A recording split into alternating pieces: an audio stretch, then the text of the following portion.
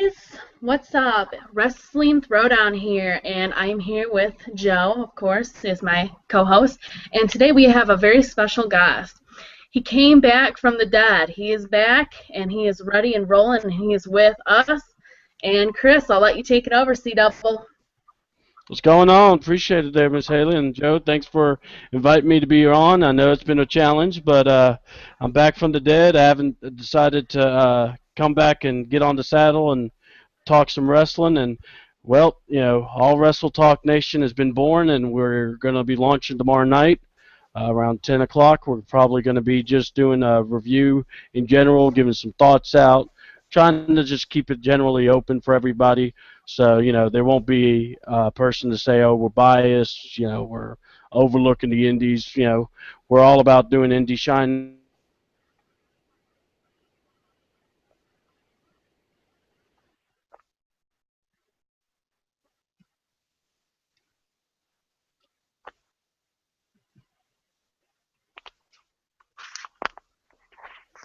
I think your mic cut off, Chris. I don't know if it's my phone, but All Wrestle Talk Nation, tune in, folks. Yeah, definitely check him out. We're gonna start off. How did you guys think Raw was? I thought it had some good moments. It pretty much started a couple new feuds and pretty much continued a few feuds. It was decent, but really what pretty much made the show, I think, was the ending. The ending was definitely very good. That main event was phenomenal. Very good main event. So I do suggest you check it out, because it's got some good stuff in there. I'd probably give it a 7 out of 10. What would you say, Joe? 7.5 out of 10, and I'd say the main event was probably better than any match on SummerSlam or on Monday Night Raw. Probably the best match of both shows, Sunday or Monday. Sorry, my microphone and everything cut out, so I'm back now. All right. Sorry about that, but yeah, our thoughts about Raw? Yeah. Yep. Yeah, well, general thoughts, I want to say that, there was a lot of up and down this, but yeah, I'm going to go with you on this one. Main event stole the whole show for both events, from SummerSlam and for Raw, so I'm definitely wanting to jump in. Oh, yeah. Okay, so we start off with Daniel Bryan's music coming out, and of course we know it's not Daniel Bryan. People are freaking out now. It's Stephanie. And she's doing the yes chant, and she pretty much just says, they do the whole WWE Network again, saying $9.99, get it for. She says there's a lot of great matches. Pretty much all of the Authority won, and except for Randy Orton, that's the only one who didn't win. But she pretty much said, check it out. And she talks about her match, about her destroying Brie, and then Nikki Bella comes out about the heel turn. And she pretty much says why she turned on her sister was that Brie was being selfish and she only cared about herself, and now she can finally be on top and be her own woman. And then Brie comes out and she gets upset and she's like, why are you doing this? Is she paying you? What's going on? Why are you doing this? I can forgive you. And Nikki says she can't forgive her, and she slaps her in the face. Brie leaves the ring crying, and that's pretty much all that happens. That's all that really happens for the whole night for them. So obviously, we'll have to see more of this next week. But hopefully, eventually, Brie just says she can't take it anymore. Hopefully, I'm sure she will attack Nikki and just say, you know what, screw it, pretty much. And she attacks Nikki, and we can get this feud going. But how do you guys feel about this feud? Do you think it's going to be good? Joe? Well, I feel like automatically Nikki is probably a better talker than Brie. Nikki felt a lot more comfortable, to me anyway, cutting her heel promo. I enjoyed that. I thought to have Brie just come out, get slapped, and then kind of powder off and not to be seen for the rest of the night, I thought that was a mistake. I thought it made Brie look extremely weak, and it didn't exactly get me to have sympathy for Brie. It was just more like, wow, like this is just slap you, and now you're just gonna run away with your tail between your legs and not be acknowledged for the rest of the show. I thought that part could have been better, personally. But I thought Nikki felt very comfortable in the heel role. Jesus, you ain't lying about that. She'd like to slap the taste out the mouth. Look, I've been very critical about the Bellas, and I'll still be critical of the Bellas. I mean, look, it is what it is.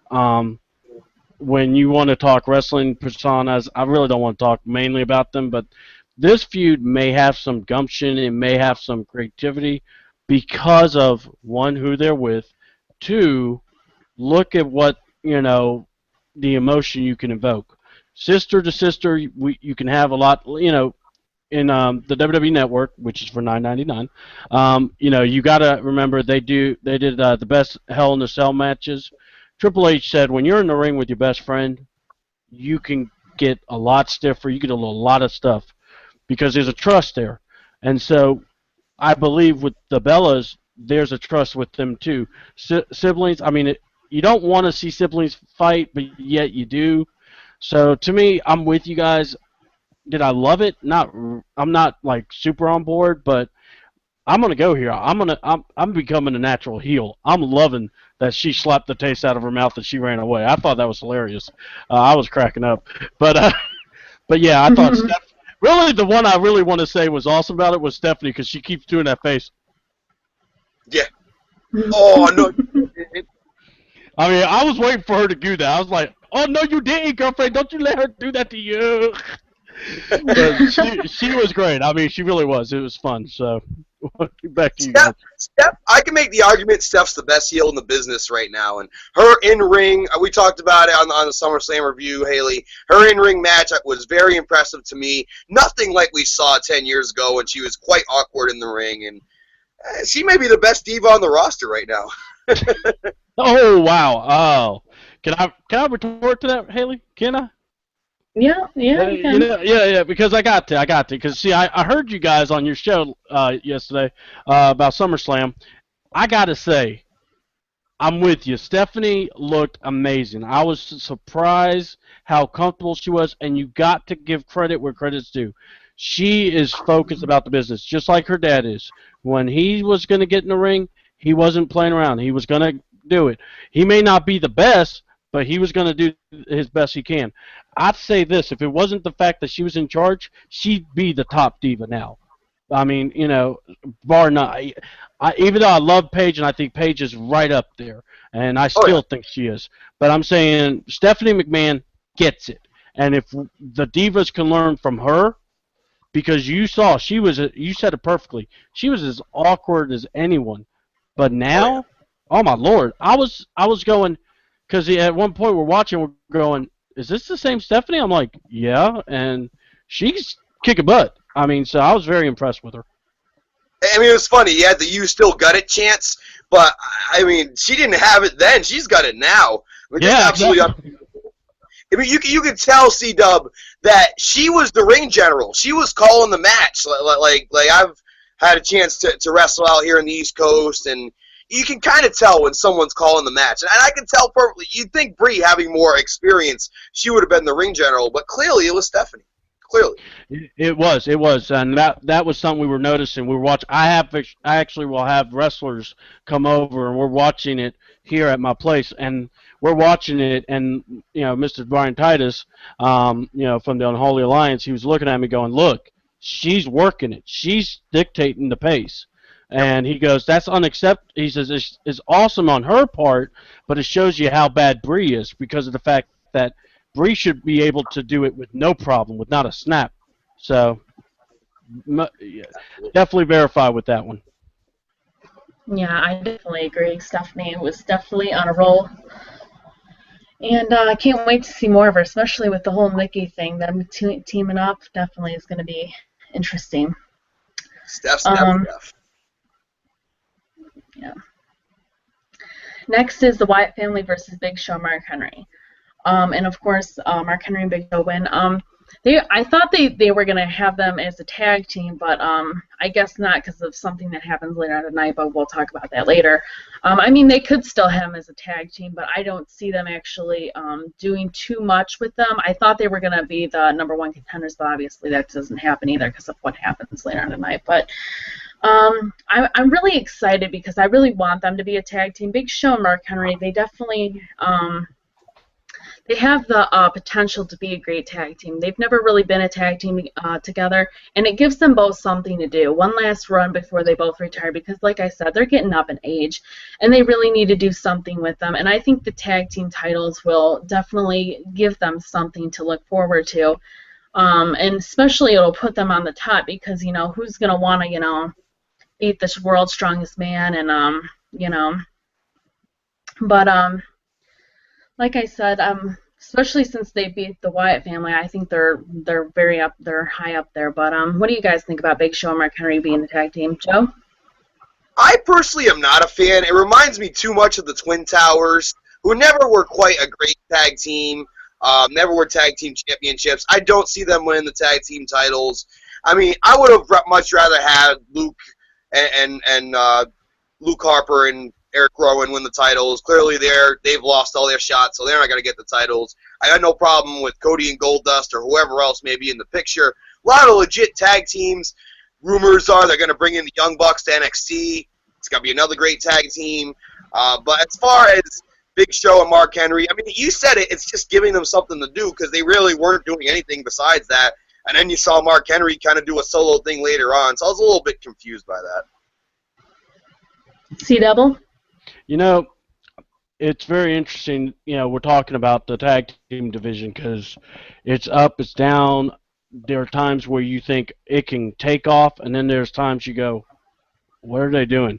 Sometimes you go, is the tag team generator in flux or what's happened? Let's talk about the match itself. The match itself was good. You got to give it to the Wyatts. These guys, they move, for big guys, they move well. And that cannot be, discounted. These guys go, they flow, they work well. Big Show, trusting them to pick him up was awesome. Yep. That was an unbelievable slam. Big Show, JBL said.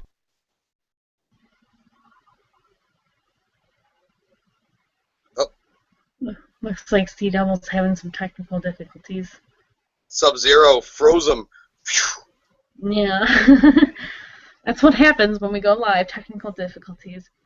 But the match was very good. I do agree with him. The match was very good.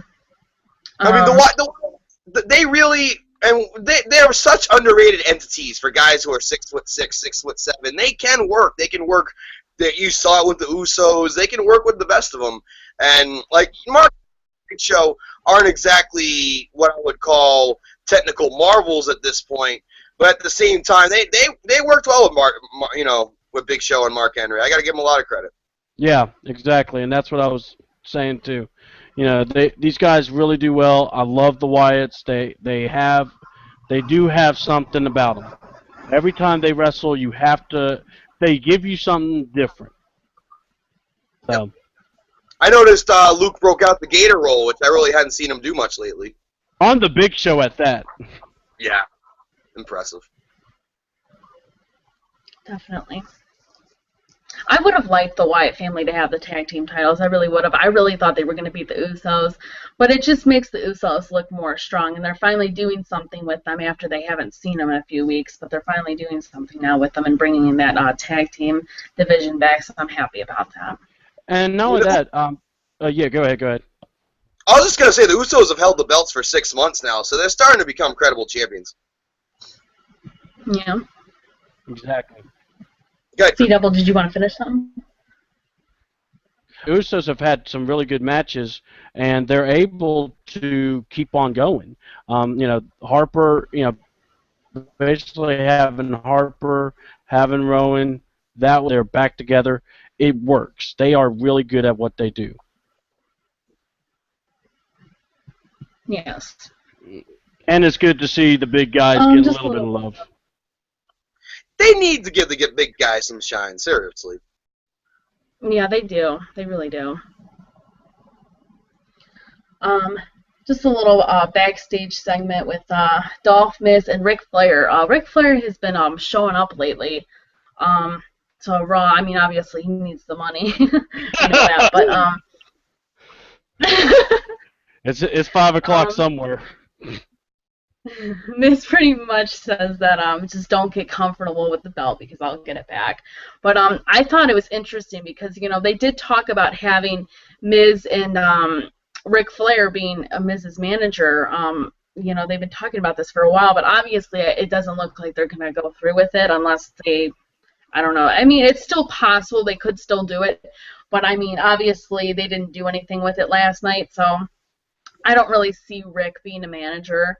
And he also did, I mean, he was just kind of there quite a few times last night, but I don't know what they're really going to do with Ric Flair, if they're going to make him a manager or if they're going to put him with the authority or what they're going to do.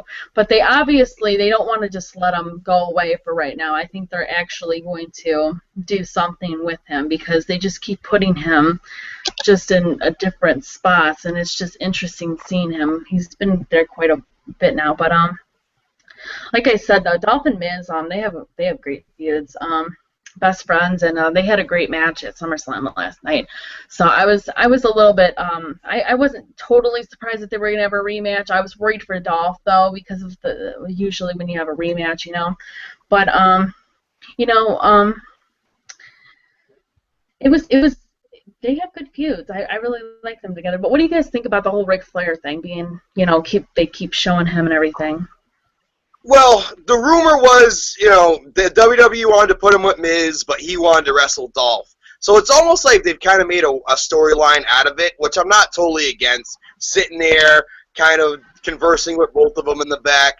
I wouldn't be shocked if this ends up being a swerve where we think Flair will go with Ziggler, only to screw Ziggler over on the title and he joins Miz. I think that would be the way to do it, because I'm not really a big fan of babyface managers. I feel like with Zeb, he was becoming a babyface manager. CW, you'll get this reference. Very Captain Lou Albano-like.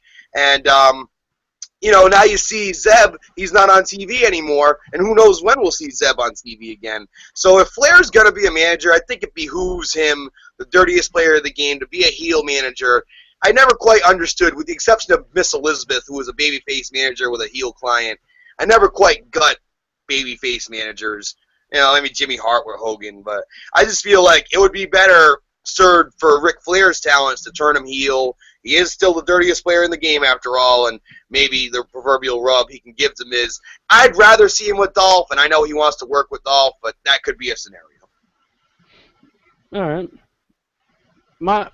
Here's my view. I'm overcritical on Dolph because sometimes I just wish the guy would shut up at the time. At one point it was like, dude, it's almost national. Let me get buried myself here. But with that being said, Dolph's not a bad athlete. I mean, he really is not. He really does steal the show. He's not bad at all. The fans love him. I mean, I'm not even gonna crap that. So I like the Miz. I think Miz is really good just because of you need heels, and he can be that heel. You could put him in the main event spot. Let's put it this way: he's your safe outlet if you needed someone. Especially now him doing the Ultra Hollywood bit. I have always wanted them to team up, because if you're, come on, this would be second generation, Hollywood blondes, Dolph and Miz, with Miz not being blonde, but I mean they would work well together. Especially from both being from Ohio, which is like the kicker. But it's really cool. These guys have a very good relationship in the ring. You can see the chemistry there. And when it comes to Ric Flair, I'm just glad the guy's sober, somewhat. You notice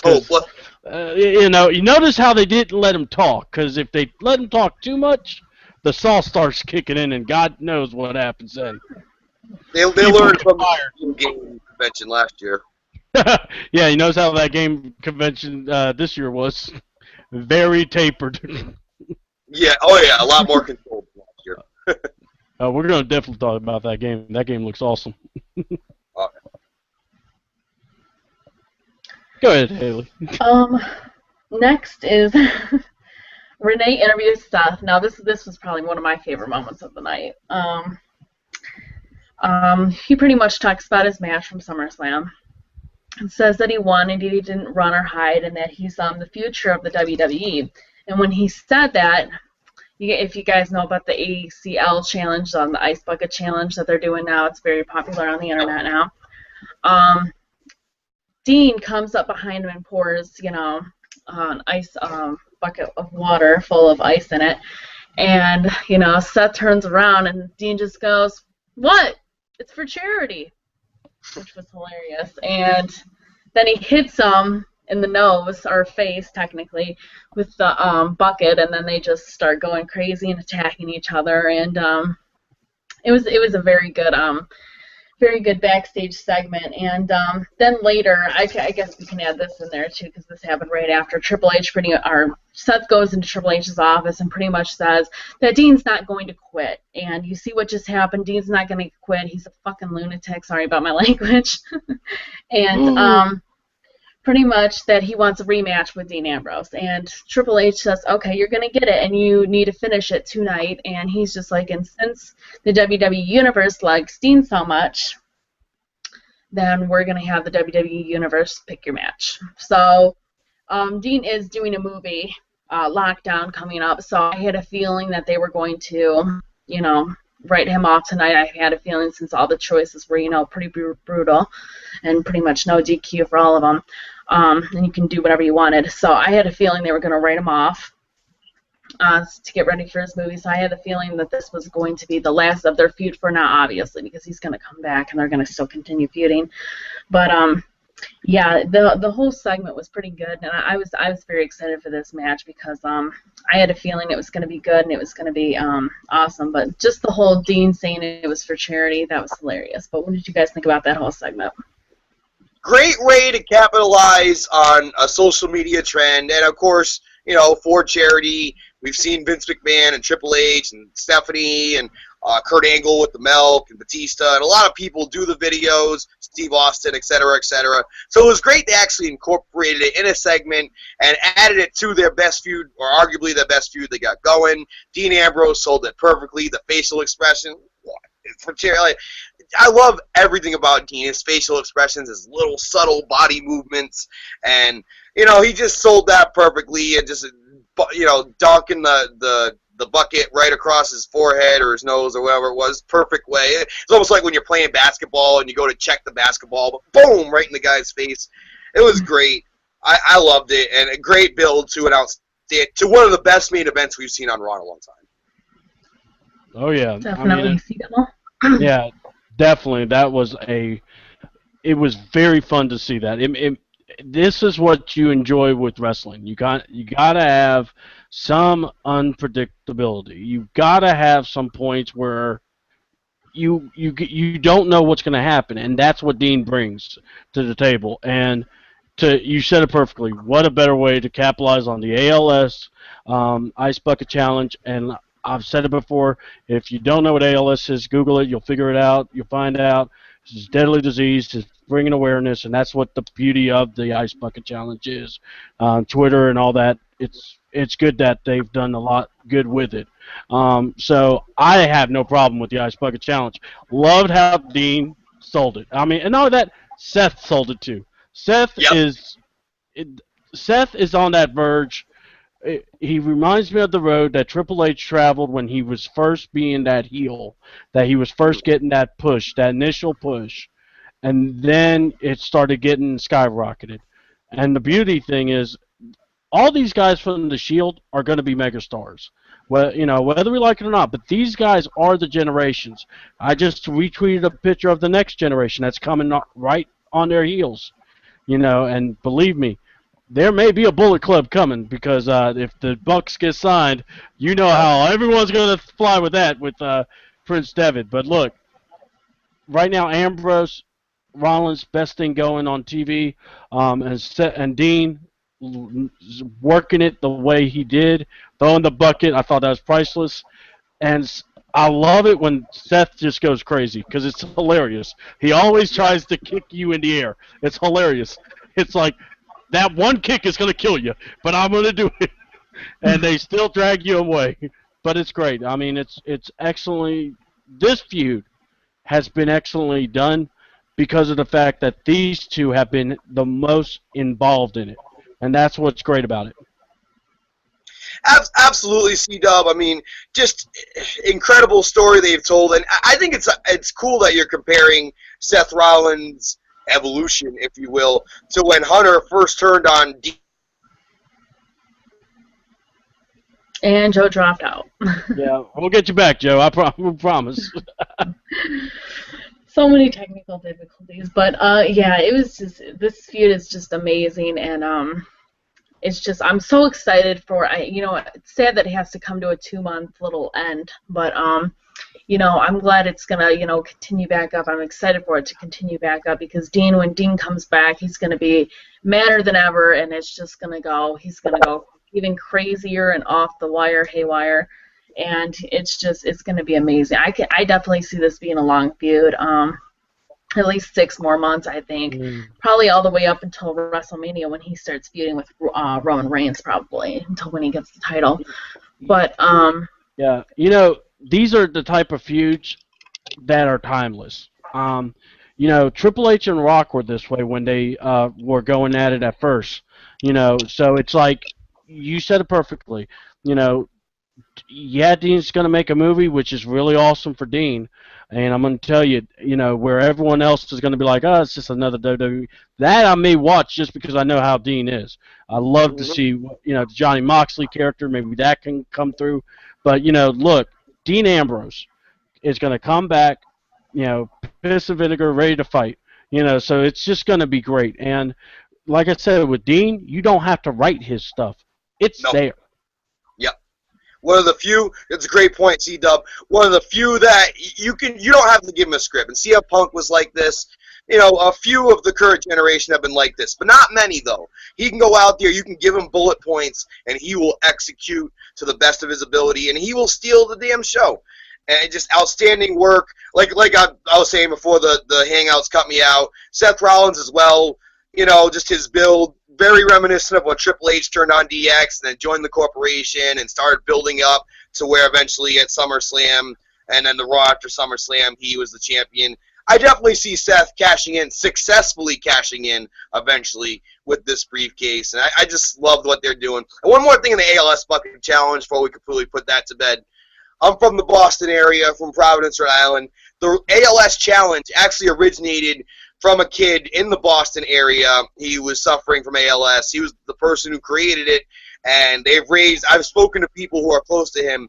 They have raised, through this campaign, over $5 million for Lou Gehrig's disease, ALS, and it's been incredible, and I'm really been proud to be I did it actually at Gillette Stadium in front of a bunch of Patriot fans, and I was really great. It's great to see wrestling as a whole just get on board with this, whether it was the Kurt Angle video or the Steph or the Vince or what we saw on Raw.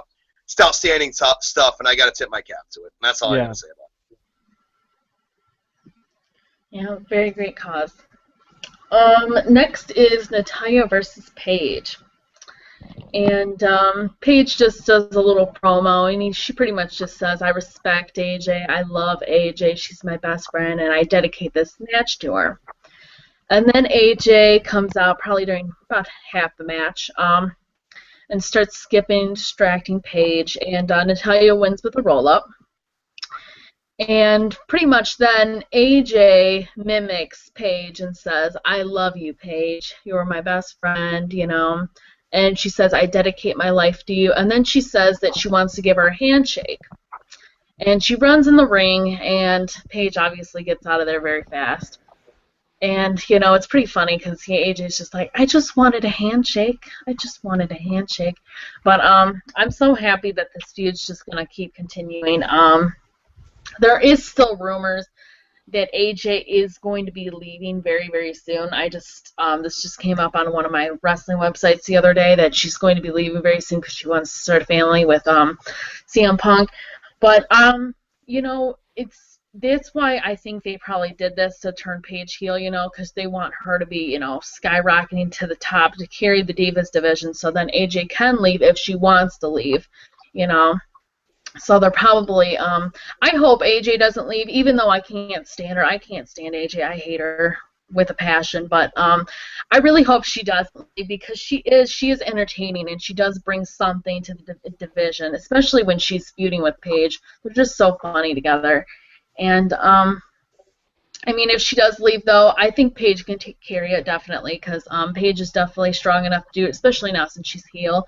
She's working on her talking and her promos and everything. But like I said, this feud is has been very good so far, and I do like that they turned Paige heel for this because, like I said, she's rightfully definitely a heel, way better heel than a face. You guys, your thoughts? Well, yeah, as far as Paige goes, it seemed like when she was doing good work in NXT with the anti-diva gimmick, she was more of a heel. So, you know, they needed to do this feud with AJ to legitimize her. I felt with her initial win over AJ and AJ just disappearing, it didn't really come off as legitimate. It came off fluky, and then they had her with the feuds with Foxy and just mid-card divas, if you will. It just was underwhelming. It was the same old shit for the Divas division. Since AJ has come back, it has really ignited this feud. I don't mind the fact that the title has traded hands a couple times. It seems like it's going to stay on Paige for a while. And now it feels like Paige has earned it finally. And we're seeing the real Paige, the heel Paige, the anti-diva, and different layers that we saw in NXT with the skip in and getting inside AJ's head and kind of fighting the crazy versus crazy. Reminds me somewhat of the Mickie James, Trish Stratus feud with, AJ almost having more range than Trish Stratus because AJ can play that crazy character where Trish really wasn't known for that, but was getting, pushed that way via Mickie James. I love what they're doing with it. It's outstanding, and Paige is going to look so much stronger and is going to be able to carry this Divas division. I love AJ, but I have heard the rumors as well. And, hey, I mean, hubby's sitting at home. I was shocked when she even came back to begin with after they were married, so I wouldn't be shocked if she left again. To me, her coming back was her doing the right thing for the business and putting over the young challenger the right way, and I commend her a lot for doing that. She didn't have to do that, but it's just given Paige and the Divas title and Divas division a lot more credibility with her doing this. Very well said. I want to say the MVP of this match was Natalya's two-piece. It was quite thoroughly entertaining. Me and my wrestling friends believe that it's a sight to behold, and we want to see more, maybe less little, but, in the immortal words of a great man, wait a minute, I did that. Lotion time. But anyway, with that being said, I'm sorry I like Natalya. That's kind of my flavor. But with that being said, hey, look, I gotta pull Jerry Lawler here. But what's cool is you said it perfectly. I'm not a big AJ Lee fan. I'm not. I mean, I was in the beginning, and then it's like it was one of those when here's where AJ Lee is, and then you don't see my hand because that's where the Diva division was. Then when Paige showed up, we finally had a rival for her. And then she disappeared, so it was like, here's Paige then, and having to work with this other crap. And it's like, everyone all of a sudden hated Paige, and I'm going, wait a minute. She really is good, guys. What the heck has happened? And this is what bothers me with the WWE Universe. They want they want the fast food mentality. We want this person pushed. Oh, he's not pushed? Screw him. Or they get pushed. Oh, we don't care for him anymore. He's too boring, and they move on to another one. It is ridiculous. Sometimes the road traveled, if you can't have that kind of mentality if you're working in the indie scene. So it's a process. And also, you got to work with veterans that you got to trust. And let's be honest, what we said about Stephanie being probably the top diva, that should tell everyone everything. They did not put the time into it. If they did, it would be Paige. It would be AJ. And Stephanie would have a struggle, but she didn't. And also remember, she is her husband is Triple H, and last I checked, he's pretty good at wrestling. And I got my views with some other stuff we'll talk about, but my view is this: you got to put the time in. Like Charlotte Flair, I love watching her wrestle in NXT, but she has no one to elevate her up either. So now it's like, this is what I'm saying. You've got to cultivate these women, get them to work, and get up to AJ Lee and Paige's level. For the love of God, I don't understand why Natalya is not just on that same level. And I know it's the personality, But dear God, sometimes heels make heels, and she was a great heel when she first came back. But all of a sudden, she became this, oh my God, ginger baby face that I wanted to throw up on. But it's like, you know, and it's like you have all this others, like, thank God the Funkadactyls are done.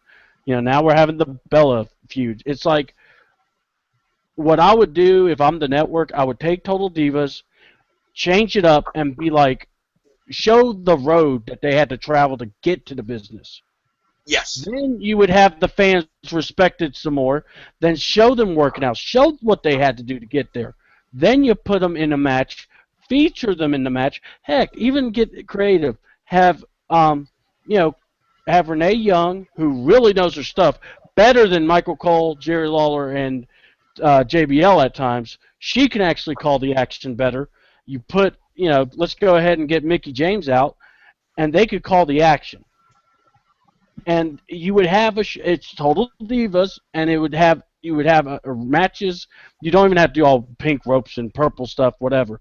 But I'm just saying, I would think with the network, you should be able to, play around, try to figure. But no, they went the, reality star guest route, and that to me is one of those things that went totally wrong.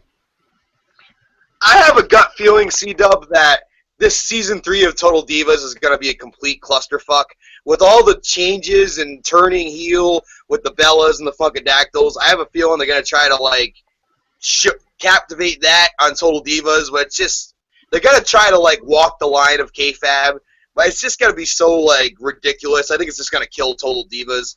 But what they have done is taken the storylines of the first 2 seasons and inject them in the Divas feuds. And, you heard Nikki in the first promo talking about her and Brian's wedding, Brie and Brian's wedding, and stuff that we had seen on Total Divas, and now they're finally using it for a greater purpose on the WWE. But I do agree, if it was more biographical or, it's becoming hokey, and I feel like this 3rd season, it's going to get canceled after this 3rd season. I just have this bad feeling.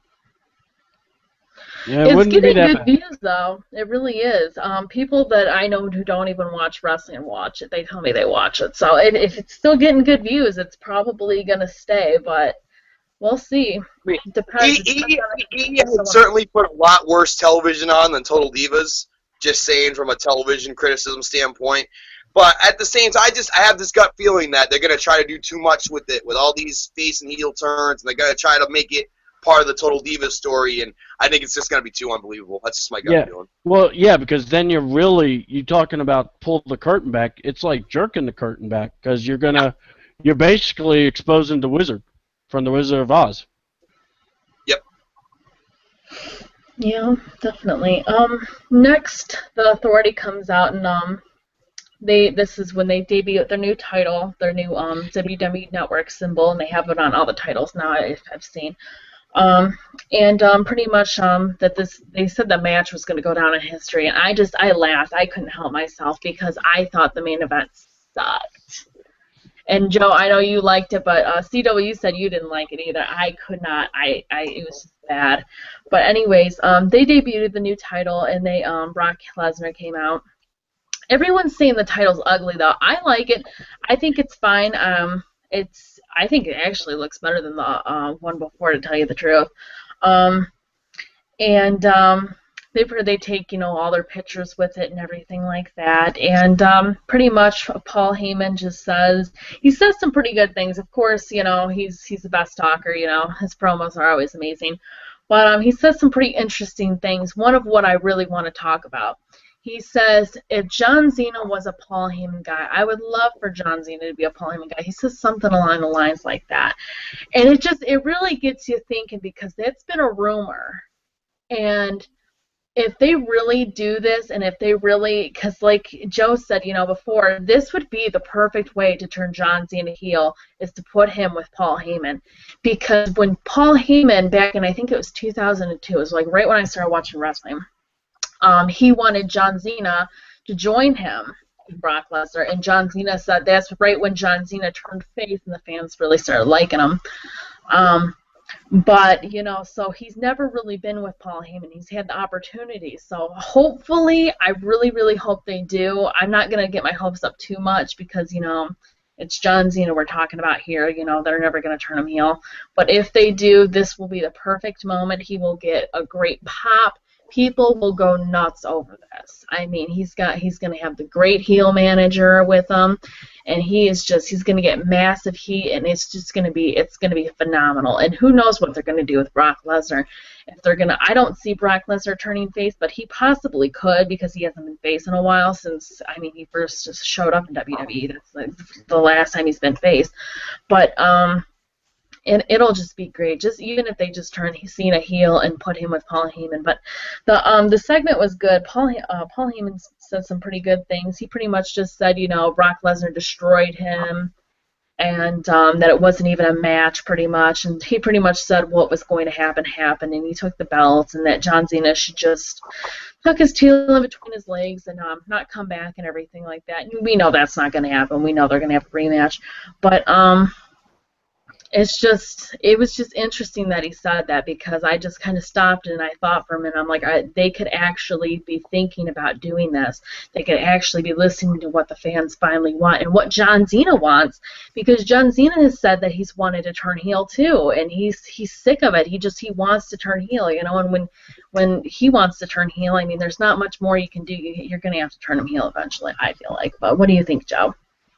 To me, the factors on the board are if they can get Brock to work every pay-per-view until WrestleMania. Because if they can't, they're probably going to get the belt off of him. I feel like if he can't, at least, like, he doesn't have to be at every Raw, but if he can't defend that belt on every pay-per-view, which I think they could do that, maybe bring Batista back as a viable challenger, Randy. They got guys they could fill in until Roman Reigns gets that shot at WrestleMania, at least as what we're thinking. Although I'm hearing Vince McMahon wants The Rock to face Brock Lesnar at WrestleMania, not Roman Reigns, but that's just a rumor floating around. Overall, first of all, with the title, I thought, I mean, it's good that they only have one title now. It's sick of having the two belts. Rest in peace to the big gold belt, 1986 to 2014. But I thought this belt looked a little smaller than the last one. You know, maybe a little bit stippler, which wasn't that bad, but I just thought when putting it on a guy like Brock, I remember when Mark Henry had the ECW title and Big Show, and it just looked like a Lunchable on him. And it almost Brock, like the belt was almost too small for him. Well, I mean, I didn't hate the design, though. It was decent. Paul's promo was brilliant. Got everybody thinking. You hit the points I was hitting on in the SummerSlam review. No reason to really regurgitate that too much, but just to make the point that with Night of Champions, that's the big pay-per-view that people are going to have to renew their WWE Network subscriptions. So if they're going to do a swerve like that, that's probably the pay-per-view to do it at. And Cena, Lesnar, the rematch looks like where they're going. So this is certainly a possibility. However, I do feel like Brock probably should, if he's able to work every pay-per-view, he should have it until WrestleMania. Because right now he's got the aura, he's got UFC's best, Ronda Rousey and John Bones Jones sitting there hanging out at ringside. This is good. Brock Lesnar has box office appeal. A box office appeal that John Cena, no offense to John Cena, really has not had because he has been stale. And, you know, if they could do this to where maybe John Cena joins the both of them and he doesn't need the title. There's options there. He doesn't have to necessarily have to beat Brock but, you know, say if he gets his ass beat again, just like he did at SummerSlam, is that going to be the moment where hustle, loyalty, respect is finally broken?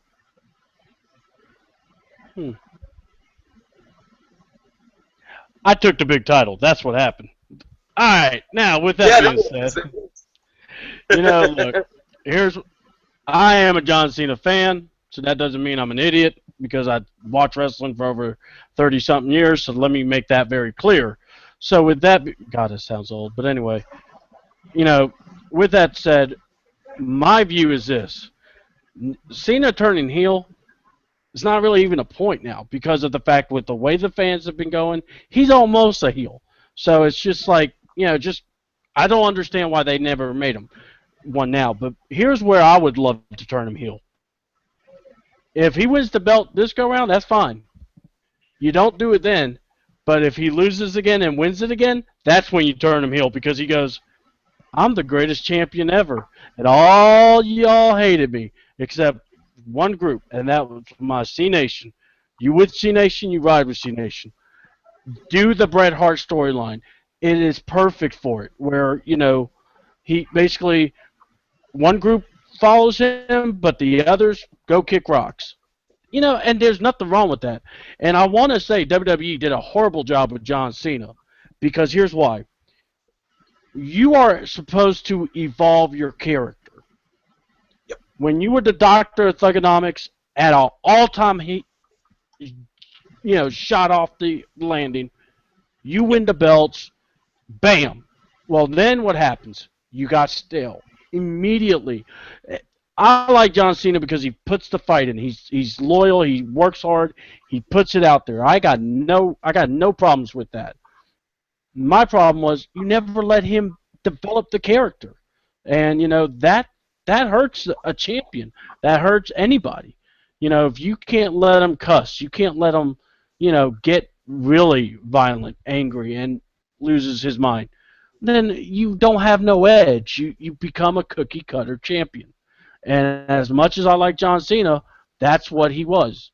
You think of Ultimate Warrior, you think of Stone Cold Steve Austin, think of CM Punk. They had these guys, and The Rock, but these guys had points where they went and left. And what happened? They showed up, and they took care of business. They were like, we ain't playing this crap. And that's what you have to do in the business.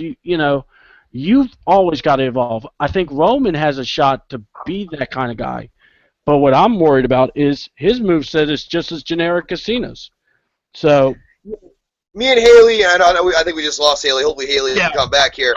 But as far as we were talking about in the last SummerSlam review, as far as Cena goes, and it was almost immediately right after he beat JBL where fans turned on him. With Christian, the feuds with Christian and Jericho and whatnot, and Roman Reigns, I agree with you. He's got the same 5 moves to do moveset. I feel like he's trying with his facial mannerisms. It's reminding me a little bit more of Edge, how he's like kind of incorporating his facial expressions.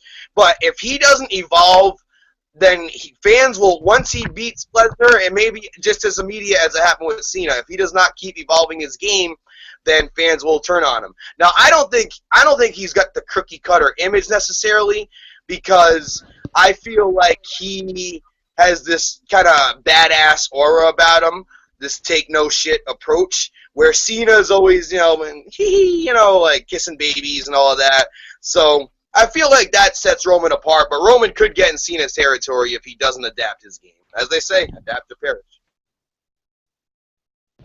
Yeah, it's just one of those things when you're watching the matchups, and what I'm saying is it's like, you see where it could go. Now, when I heard Paul Heyman say, I would love to have Cena as a Paul Heyman guy. I'm with you.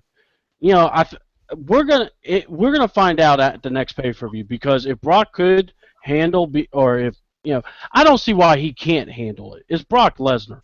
The man should be able to, come on, and people are like, oh, he's not a full-time, he's not this. Well, look, back in the day, champions never really defended the title on regular shows. Yep. That's just, it's just, you never saw them in action all the time. Yeah. So, yeah, and you're creating that aura about them, making that belt so, valuable that you have to see it on the network, for only $9.99.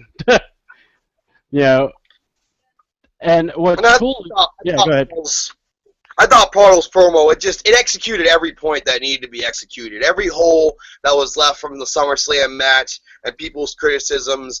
People may not have liked the match, and I wish it was more competitive. It looks like we got Haley back. I wish it was a little bit more competitive, but at the same time, it told the story. That match will be set apart from all other matches because we've never seen John Cena get destroyed like that. So it stands apart because of how it was done, and with Paul's promo filling in the gaps, I think that executed what they wanted to execute. Yeah, and that's basically what we were saying. And Haley, we'll just update you. Basically, we were just talking about how John Cena never really had that moment to real evolve to be that badass, to be able to go, what, pardon my French, kids, I love y'all, but you know what, it's time to get butt naked. It's time to get crazy. It's time to get Nick wild. It's time to, I'm going to bust your ass. I'm going to throw you through the window, and I'm going to watch you choke, as I put my foot down on your throat. If he would have cut a promo like that, everyone would be like, oh. But now, but yet the fans would go crazy because that's what they want. They want some piss and vinegar sometimes. It's one point to be good guy, everyone's favorite good guy. Hey, it's me, I'm the good guy. And then when you get screwed in the back, then you go, you know what? Now it's time for me to step on someone's throat. I wouldn't know how I knew that. Even Hulk Hogan at times when it was time to, he was hokey and he had the vitamins and the prayers, but when it came down to it, he would take it to that next level. And I think that's what sets him apart from Cena sometimes. Yeah. Well, remember what helped Hogan, though, was he was able to leave WWE and do it at a different venue. Because remember, when he showed up as Hollywood Hogan, his thing was he was supposed to stay heel for a while, but the fans wouldn't allow it. So it was all time in the business because good was bad and bad was good. And we're almost getting to that same point again. Yeah. Definitely. I agree with you guys. I think Xena it's definitely the fans will go nuts and crazy over it. The kids might be hurt, but you know what? He needs this. He needs it to bust his career. I mean, he's not going to be. He's only got. I mean, he's still in good shape and everything. But I mean, how much are you really expecting? He doesn't have like 20 more years left. I'd say like 5-ish since he doesn't take breaks off and everything. I'd say 5 at the most. But Yeah, I dare say he's got more than that, though. I think he's got more life than what people. We've all said, well, maybe 5, maybe 6 years, but no, he's got more than that. He's. But the thing I'm saying is, it's not like he'll be the top guy. I'm just saying, he'll be in the business for a while. Yeah, he'll always be an attraction. He could wrestle he could be like the Undertaker and Triple H in the last part of his career and wrestle a few times a year and still be an attraction. He's earned that right to do that. If everyone else can do that, why can't John Cena do that? Exactly. But at the same time, I mean, you talk about the NWO. I mean, when Hogan first turned, he got the legit heat, but then after a few weeks, it grew on people. Like we said, like good was bad, bad was good, and I just hope we see some kind of change with Cena because he can't just be the same entity until he retires, or else he's going to continue to get the wrong kind of heat. Yeah, and let me tell you, what you said was perfect. This butt whooping he took is one of those you have to figure something out.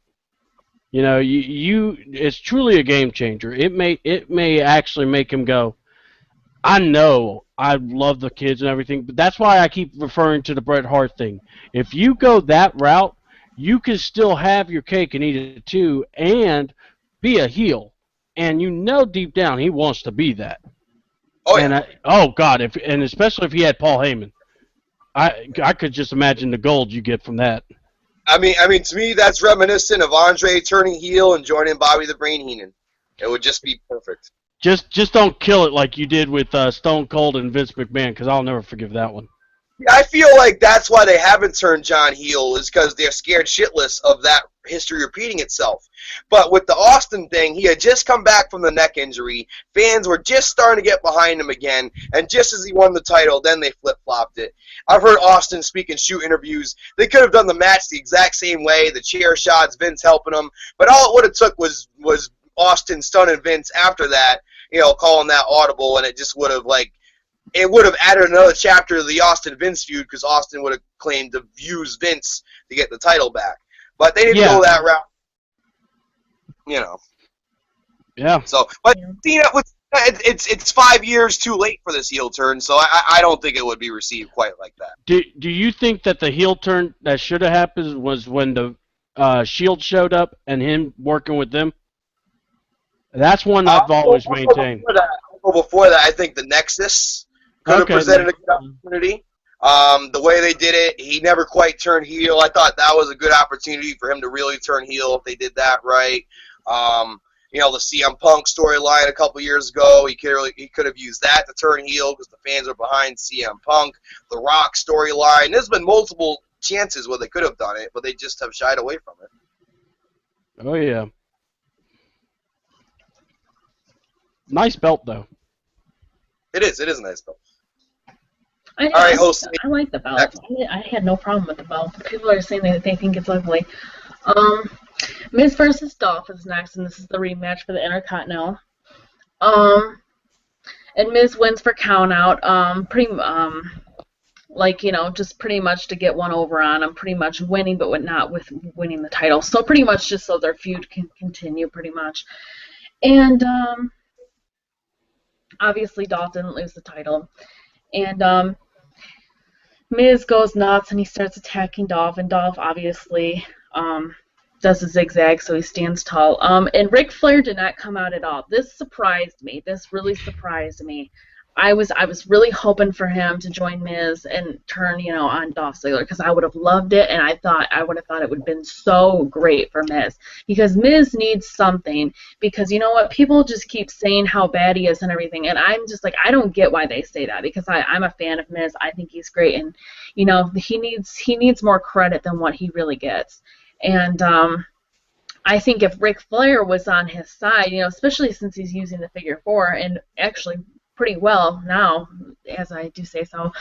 But I really think that if Ric Flair got behind The Miz, people would start having to respect The Miz and start to maybe actually be like, oh, okay, maybe he can be the heel, maybe he can be good as what they acted like, because as soon as he won the WWE title, back in the day, they just turned their back and they were just like, this is so stupid and everything, and he's not even good and everything, and they pretty much just said, he's a jobber, he's going to be no more than a mid-carder, and they pretty much they said he was nothing. So I think the Ric Flair thing would definitely help him out a lot.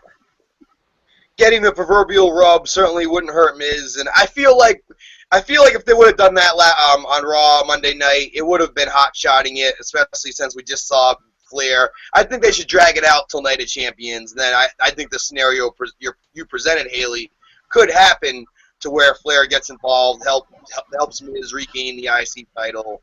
But I would wait till Night of Champions. I wouldn't have given that away on free television. $9.99. Exactly. You gotta make them pay only $9.99. I'm gonna go here. Miz and Dolph are excellently in shape. These guys work hard.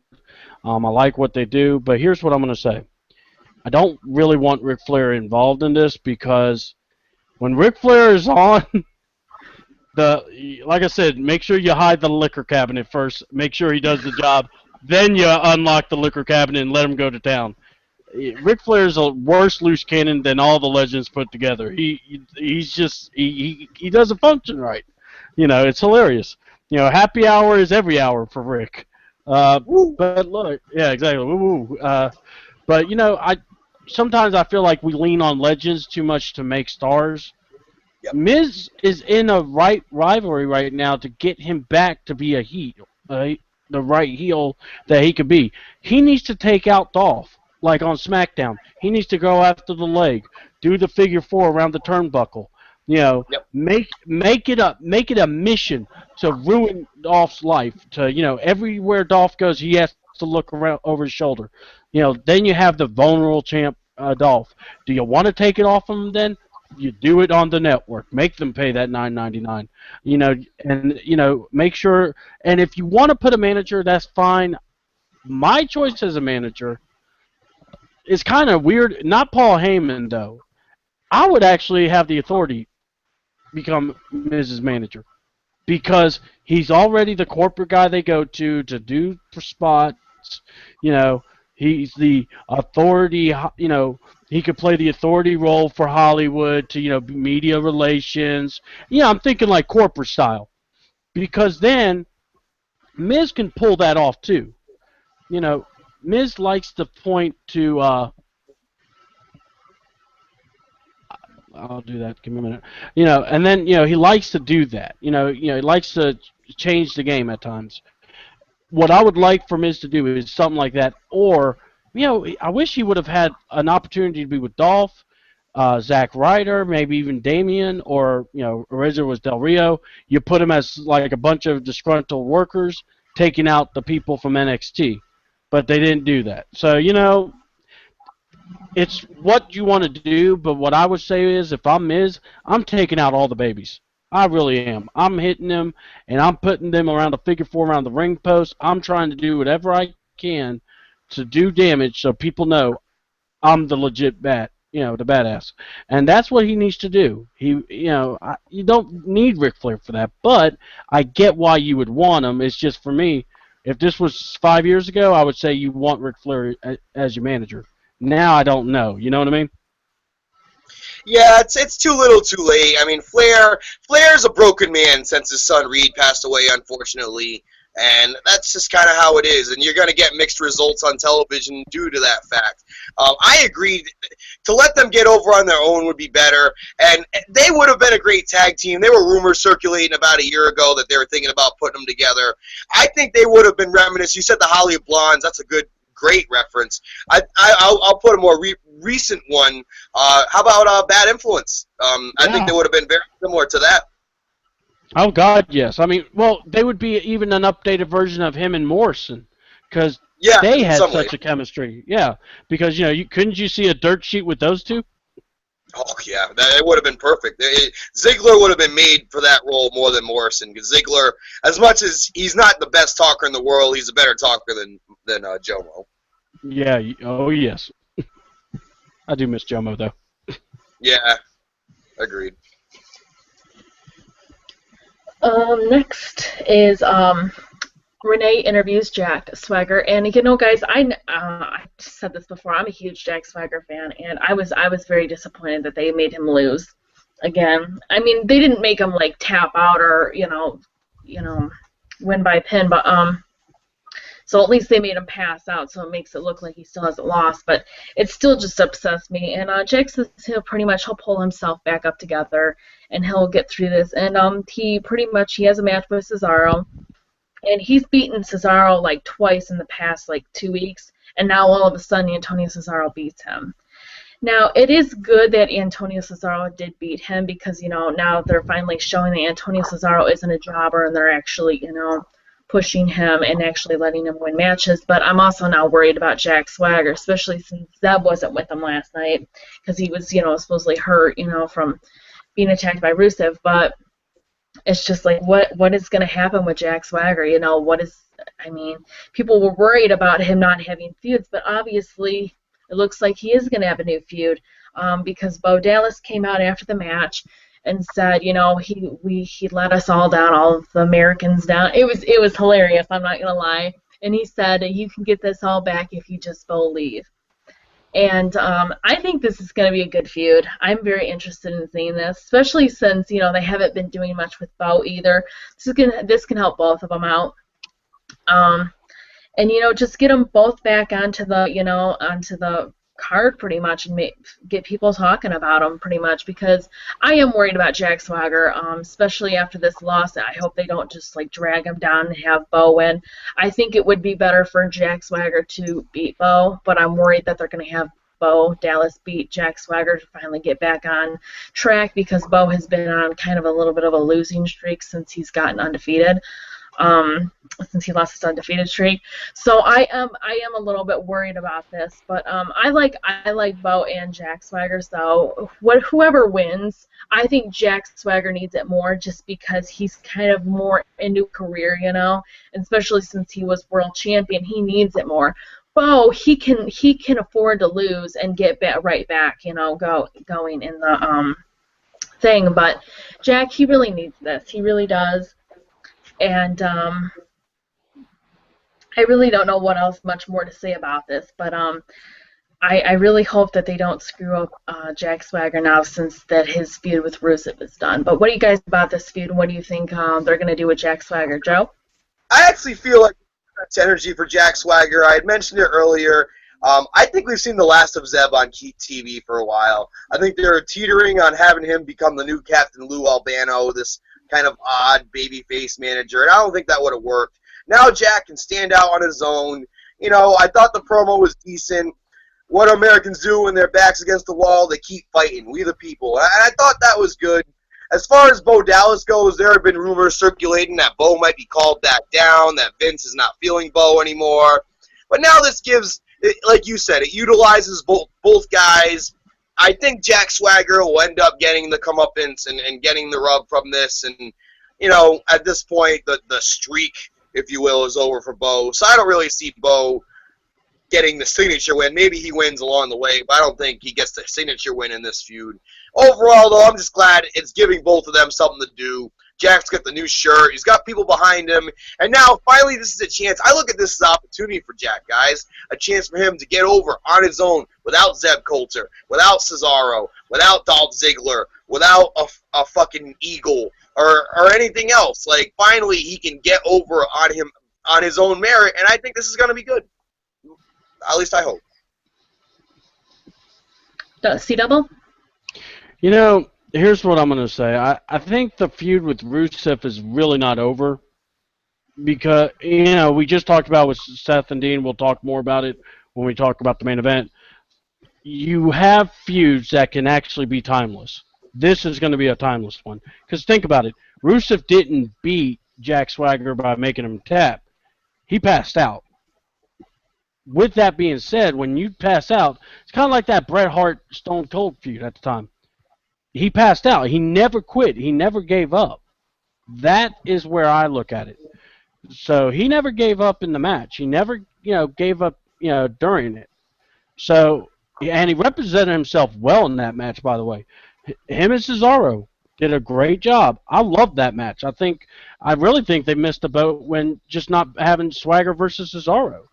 But that's for another topic for another day. And thank God Cesaro won. Boom, boom, boom. And I like Bo in the regard of everybody is not a main eventer. Let's go ahead and just make that very clear.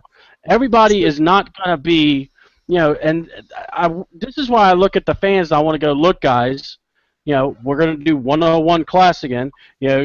What's called, Joe? You did the 7 Deadly Sins. Well, I'm going to do basic, wrestling thugonomics, where everybody that comes to wrestling is not a main eventer. I mean, it really is the case.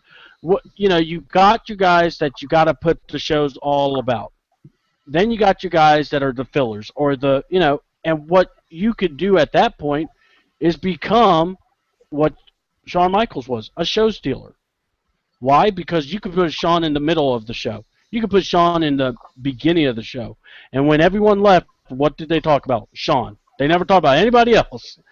So that's kind of the way I look at this one. These guys do have the opportunity. Swagger has that chance to step out on his own. I like him as a heel. I do. I always have. I like it. I always called him the Biff of the show. But, it is what it is. But I liked his promo. It was reasonable. It was believable. It made you feel it. And if you could feel that pain and that, I feel like I let everyone down. Man, I feel like I screwed it up. Well, you know what? Then you got something.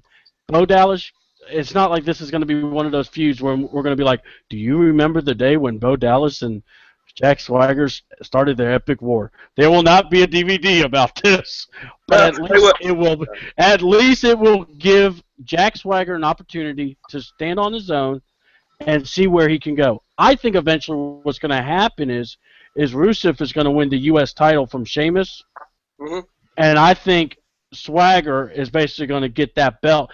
To me, what I would do is I'd make Swagger beat Rusev at WrestleMania. That's that's the payoff.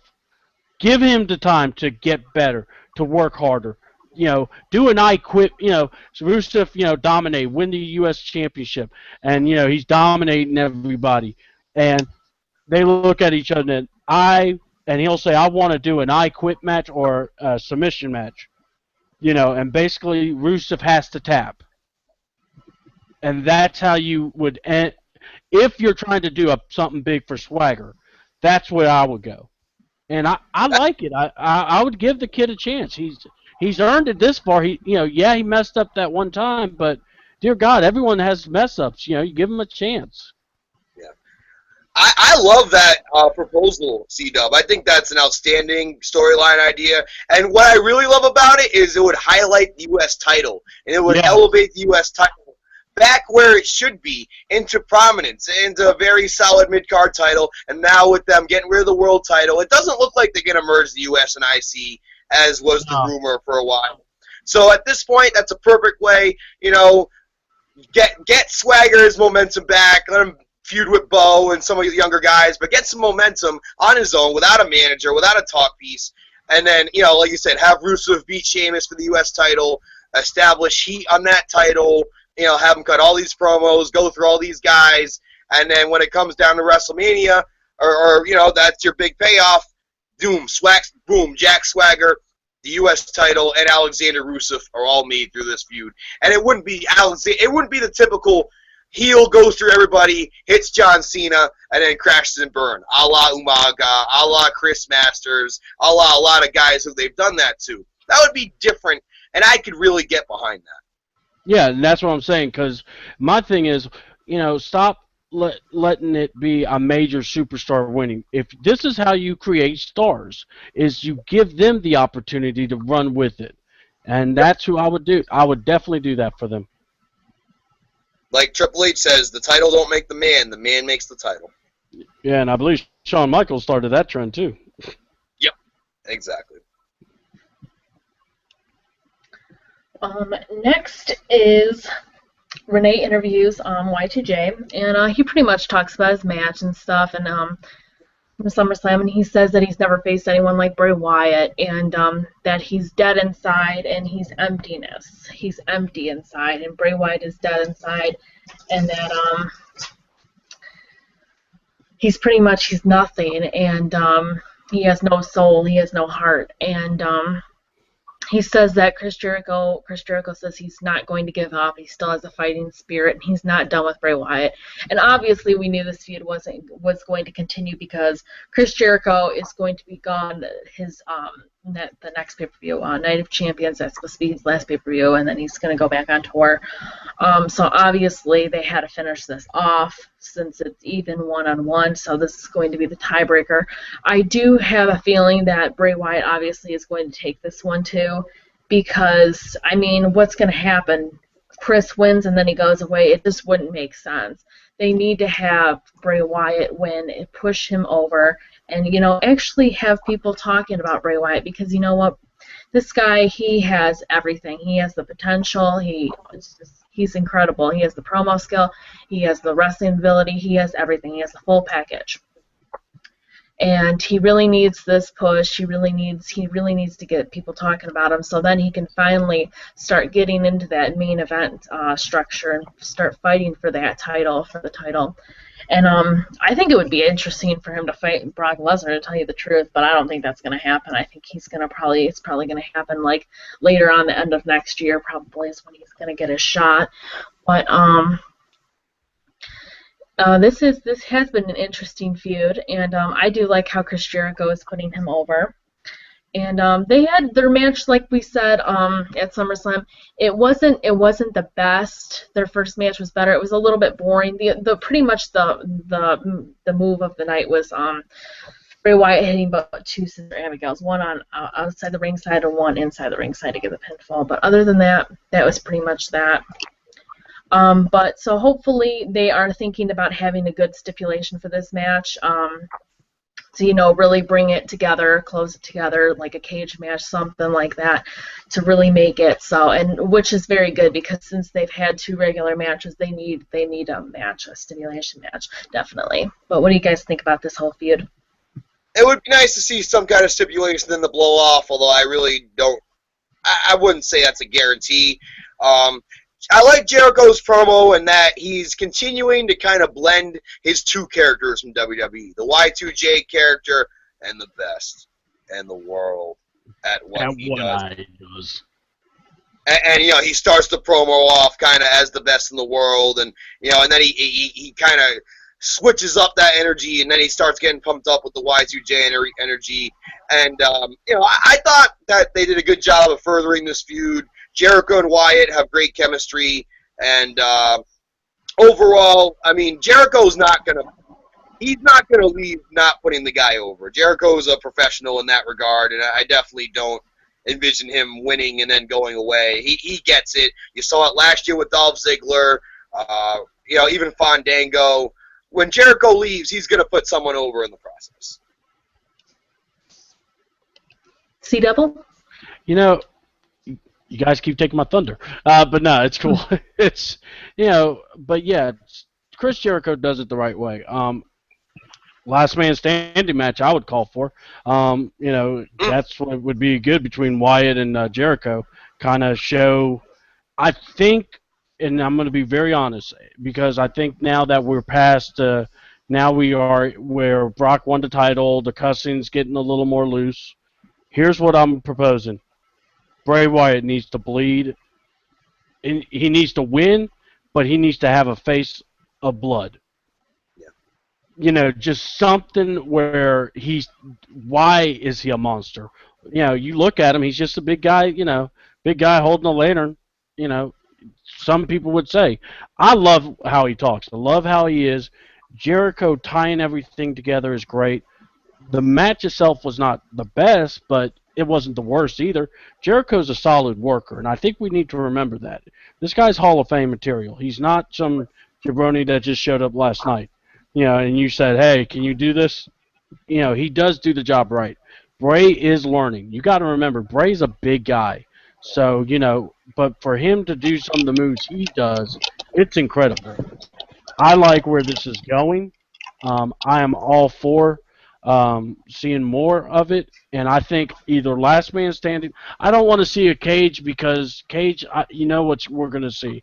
Or people are going to say too much like the Cena Riot feud.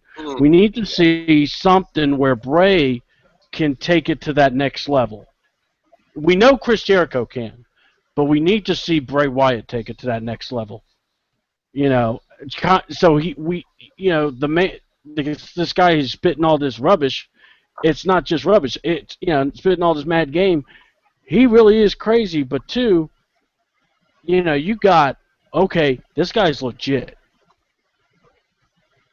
Exactly, and this can legitimize Wyatt if done the right way. I agree. Build the sympathy factor. Make him bleed the hard way. Certainly Jericho, if there's anyone who could be trusted to do that, it is Jericho with all his experience. So, Last Man Standing is a match that I feel like has been devalued, along with the cage match, the Hell in the Cell, and some of these gimmick matches. But overall, if done the right way, even if it's just a no DQ match, if you were to get some kind of color and establish the sympathy for him, but then kick it to the next level, like, oh my God, he's bleeding, but then he kicks off this aggression that we really haven't seen, it would do him justice. Definitely. And then Randy Orton, this is the six-man tag match for the night. I thought this was going to be the main event, but I'm glad they left Dean and Seth for the main event because it was much better. It was kind of a weird six-man tag team match. Randy Orton and Ryback versus Roman Reigns, RVD, and Sheamus. And we finally see Sheamus on for like the first time in weeks. He's been out with the flu, so hopefully they actually make him defend his title pretty soon. But I don't really see that happening. Big win for RVD. RVD actually got the pinfall on Curtis Axel. I was actually kind of surprised about that.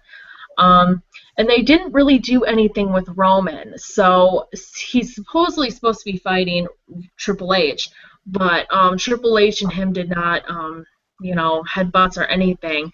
So I'm not really sure what they're doing for Roman this month, if they're going to try and do it next week, if they're going to start it next week.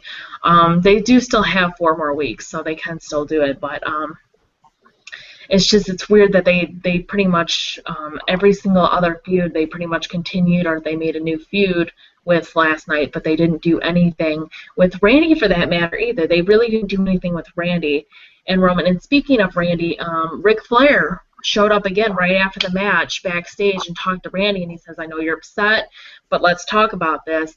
And this almost seems like Randy Orton might be going back to being the legend killer maybe, because he makes the thing saying, I used to be a legend killer, don't make me, hurt you pretty much. He says, just go away, or, you'll find out why they called me the legend killer. That's pretty much what he says, and so that's another thing that Ric Flair can do. He's kind of talking to Randy too, so maybe he can, either they're going to maybe do something with the Authority. Ric Flair's pretty much, he's all, you can pretty much do whatever right.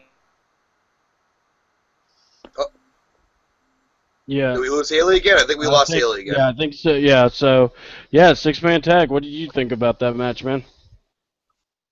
Well, it was interesting with the Ryback factor being in Las Vegas, and he really got the hometown pop. He kind of got the Daniel Bryan pop there coming in. And, we'll see. Maybe Ryback can gain some sort of momentum from this. He's kind of been toiling in mid-card hell ever since they turned him heel against John Cena, which was really a stupid move.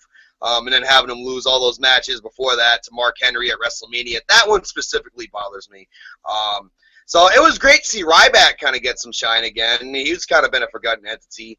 Overall, though, yeah, really no furtherment with Randy or Roman. I don't even think they would start the build with Roman and Triple H next week, so I don't know what they're going to do with Roman for Night of Champions. A little bit perplexing at this point. Yeah, I mean, yeah, I was thinking the same thing. It's like, because I get where, Haley was coming from, because they try to tie everything in, and there are things where give it some time because it's like 5 weeks away. It's the 21st September. So, me personally, I'm not too worried about it with Roman yet. I mean, look, you can't forget about him because you've been working him up to a point. And I found it surprising he didn't get the pin. I found it very surprising that RVD did. And I'm wondering, rumors, because RVD's supposedly done with WWE, but now all of a sudden he's winning. So, you know how that goes. Sometimes guys get upset, aggravated in the back. They feel like they're not getting the, recognition and love. And let's be honest, I've said it. I know I've said it on the shows before, and I heard you say it. RVD is not RVD. Look, everybody loves hardcore matches. Everybody loves the ECW days. There's a price for that. And you can see it on RVD. He's not. Yep. Yeah. Go ahead. No, I was just going. Sorry to interrupt. He wears those battle scars. I mean, 20+ years of that style has caught up with him. He can still hit his spots, but it's those transition periods where Rob used to be so smooth in there. He just doesn't have it anymore. He can still hit the Rolling Thunder and the 5-star, but I mean, you could just see it on his face, and he's dealt with a lot personally. His wife had cancer, and sometimes you wear those battle scars, and yeah. TNA, he really didn't do much there.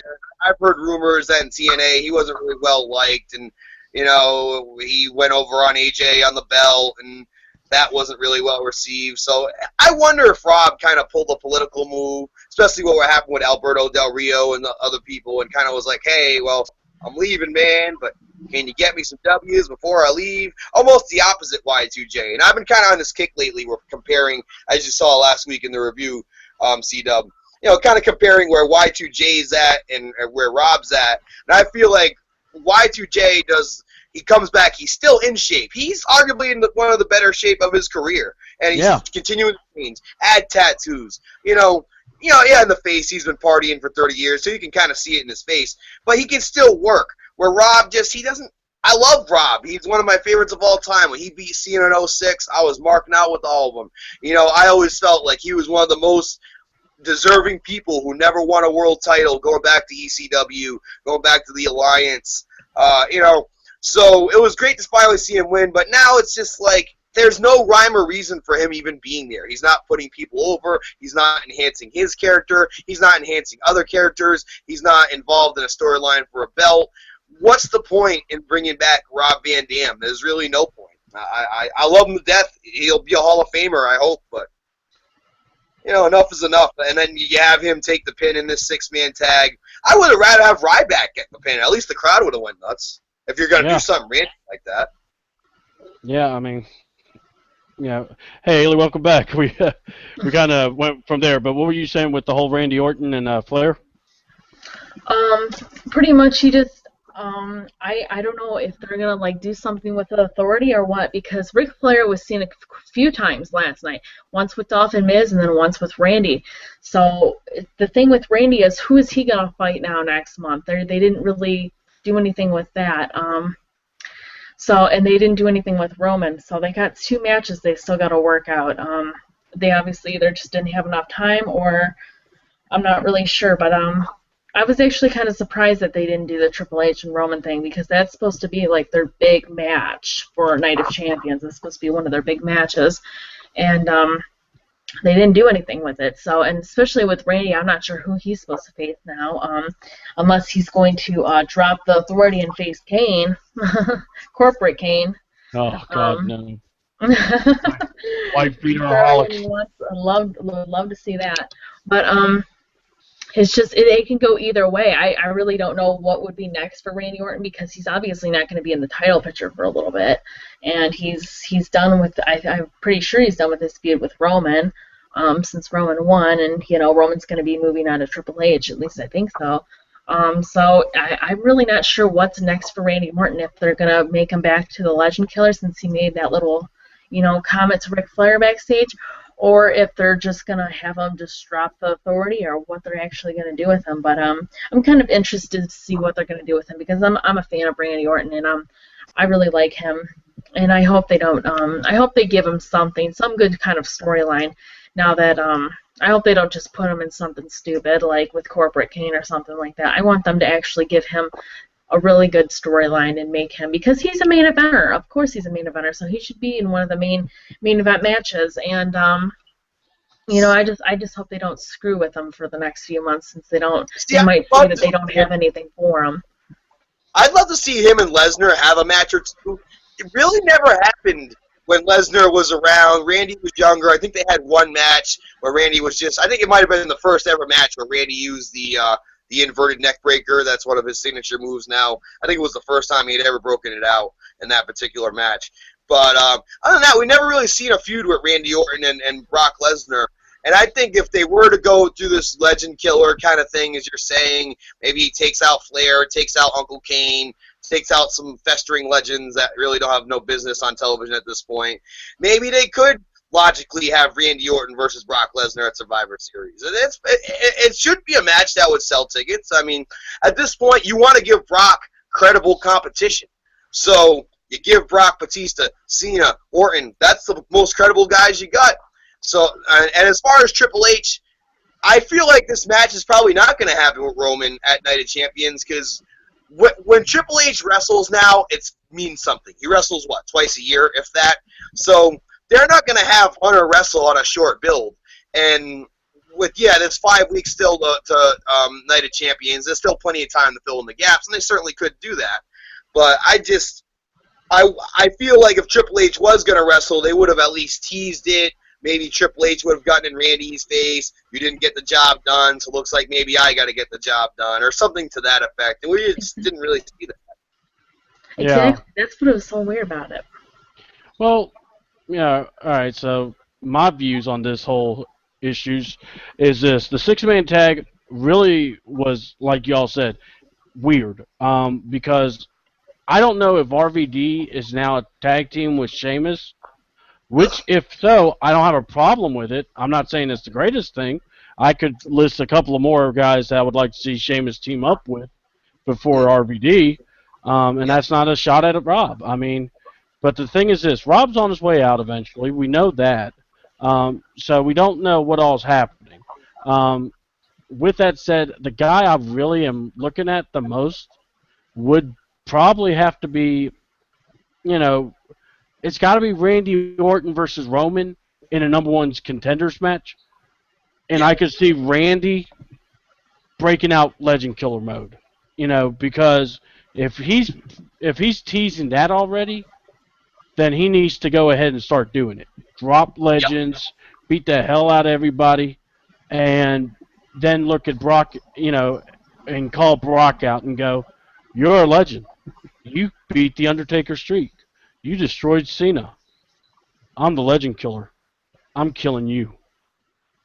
Yeah, I can think that. Oh yeah, and you can look at Randy Orton. Randy Orton can look at him and go, "I'm not like Cena. I'm not like Taker. I will kill you." And I could see him doing a punt kick on Lesnar. I could see him, pulling stuff like Randy Orton. People like to say he's boring. The only reason this whole boring crap happened was because he turned on everyone's darling, Daniel Bryan.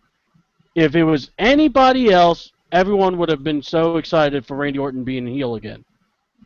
But because he did, he hurt everyone's favorite hobo, Daniel Bryan. He became, oh, he's so boring, he's so stale. Guys, he's in a freaking PG era. He can't do Legend Killer stuff. You know, because look at the times he was doing Legend Killer stuff. He was badass. That's what I'm talking about. He always had that edge. When you do PG, you don't have that edge. So that's why I get so aggravated when I hear, oh, he's so lame, he's so boring. Randy Orton can go. You know, even Roman said it, you know, when you have belts, you know, you got to respect the title belts, you know. Oh, yeah. And I actually feel like Randy did a great job as a heel. What do you want? Okay. Hold on, guys. My brother's driving me nuts. Just keep talking. Sorry about that. Hold on. Hey, bro. All right, go ahead. You were saying? You there, Joe?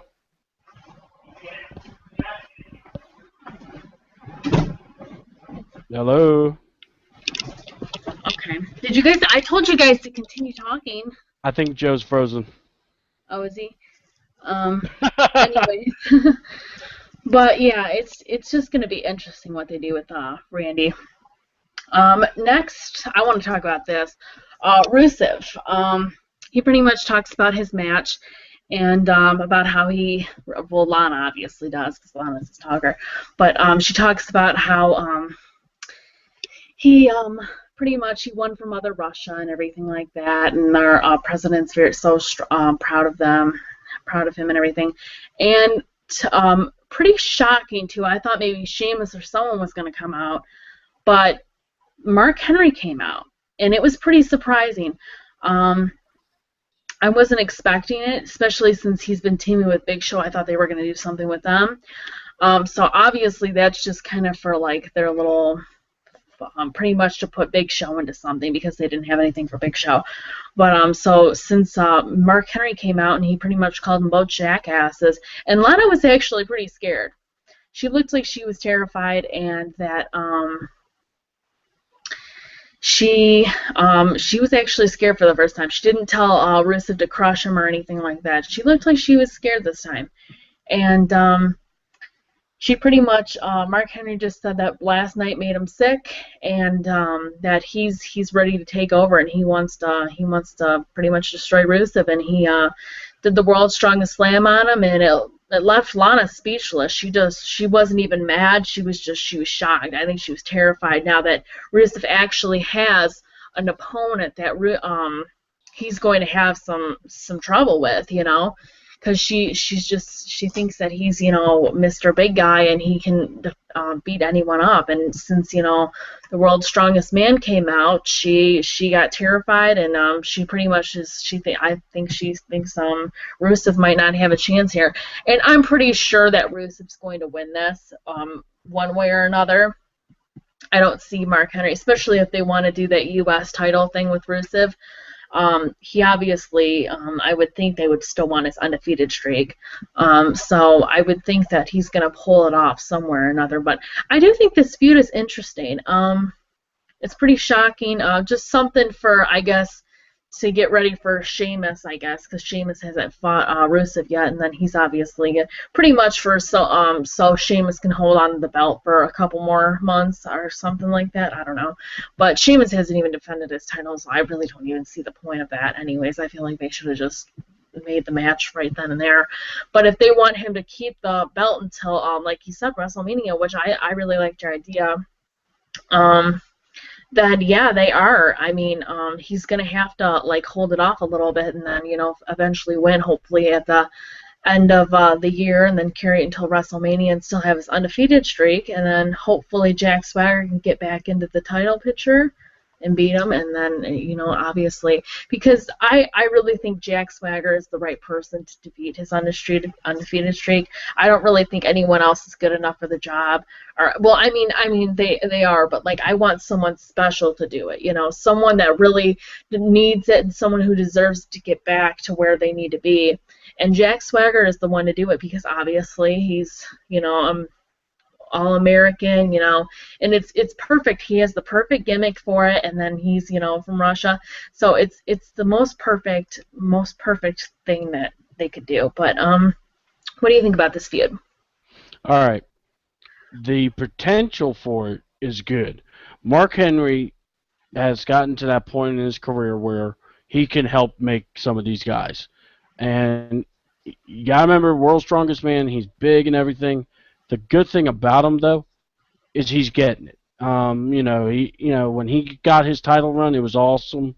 When he brought back the Hall of Pains, I loved it.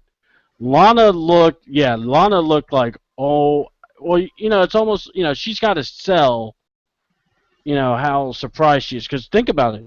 Mark Henry went up, towered over him, and looked them both in the eyes and said, "Shut up, I'm talking."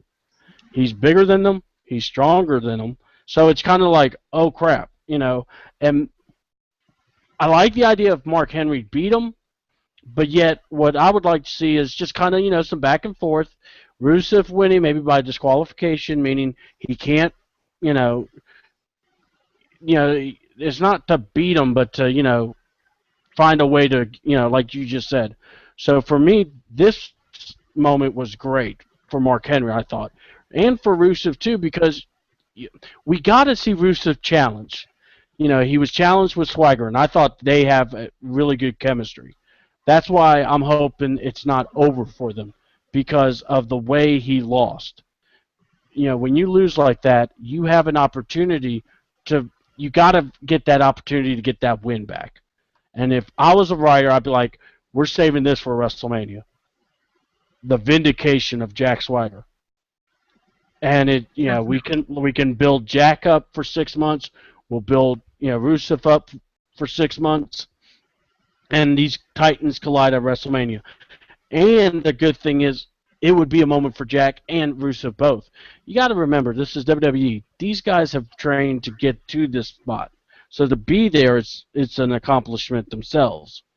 So I would do that to kind of accentuate it. But Mark Henry, man, that was a good moment for him. I just because of the music, because of the way he talked, and he dropped down. People really don't realize, he's a big guy, but he can move. And, him and Big Show, I like them as a team, but, yeah, this thing kind of definitely made me go, wow. So I definitely want to see more. So that's where it got me. It got me to the point where I went and got, I want to see more of this. I want to see more. Yeah, it's definitely an interesting view. I like how they did this, definitely, because I was expecting Sheamus or either, someone to come out, someone interesting. But yeah, it was interesting. Yeah, I mean, because you didn't expect it. That was something you didn't expect. Definitely. The last match of the night. This was pretty much what made Raw last night. Was the main event. Falls Count Anywhere match. It was. That's what the WWE Universe picked. It was Dean Ambrose versus Seth Rollins, and they had a very good physical match. I mean, they did a lot of crazy stuff into the chairs, power bombs into the chairs, just a whole bunch of stuff, hitting each other with Kendall sticks and all that good stuff. They pretty much had it all in there. And Kane came out, obviously, because he was worried about Seth not getting the job done. And Seth got a little irritated, and he said, I got this, I can do this by myself, and which I liked. It made Seth look strong for once as a heel, because they haven't been making Seth look strong, and it's kind of been pissing me off because they've been making him look like he's been getting pussy wins. But he told him he got this and everything, and Dean almost won with Dirty Deeds, and obviously Kane pulled him out, and they started attacking him, and he choke slammed him through the table, and then obviously didn't break. I think they got stronger tables now or something, because it used to be when you used to they used to break so easy, and so now they're like really strong now. Now you have to do it a little bit harder. But he choke slammed him, and then Rollins did the curb stomp on the table, and then they put his head on cinder blocks, and Rollins did the curb stomp, and that was obviously to write off Dean for his movie. It was incredible, and I just want to talk about Seth's face expressions. It was pretty funny. His face expressions were actually really, really cute. Because he looked like he was concerned and he didn't want to leave his side. Obviously, you know, they're still best friends in real life, but it's just funny that, you know, like you said, best friends, they trust each other in the ring, and obviously, you know, Dean obviously trusts him enough, and obviously the cinder blocks were either cut or they were like really like chalky kind of fake ones. Obviously they weren't real or something like that. They were obviously pre-cut or something along those lines. But it's just it's cute how they just trust each other in the ring. They don't even hit each other. Like they totally miss each other when they're hitting each other, and it's just funny how they do that. But it was just amazing. You know, Seth looked so strong last night, and he was standing tall. And even people were messaging me and saying that, you know, they used to hate Seth.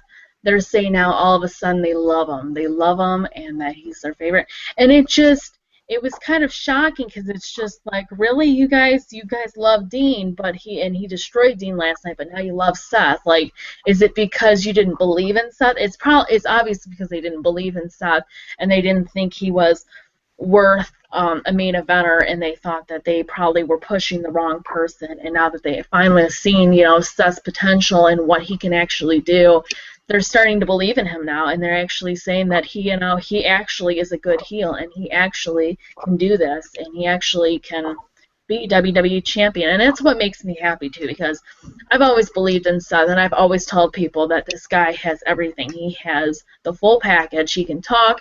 He's got the wrestling ability. He has everything. And you know, it's finally good to show that he's proving people wrong now about him, because everyone said that, you know, it's funny because I looked up the Shawn Michaels and Seth, and I compared the weight and height. They're the exact height and weight. And it's so funny because he reminds me a lot of Shawn Michaels. He's got a small frame, but he can do so much in the ring, and he's going to be such a big star one day. And it's just, the match was phenomenal, and Dean is supposed to be back by Hell in a Cell, so a pretty 2 short months. So he's not gonna be gone for that long, and so they're gonna probably finish up their feud before Royal Rumble, or at least before WrestleMania, so Seth then can get the belt. I hope that eventually that this leads to them fighting for the belt. I'm sure it will in the near future sometime. But yeah, these two, they're just it's so awesome because they're just best friends in real life, and they have such great such great chemistry in the ring when they're working together, and it's awesome.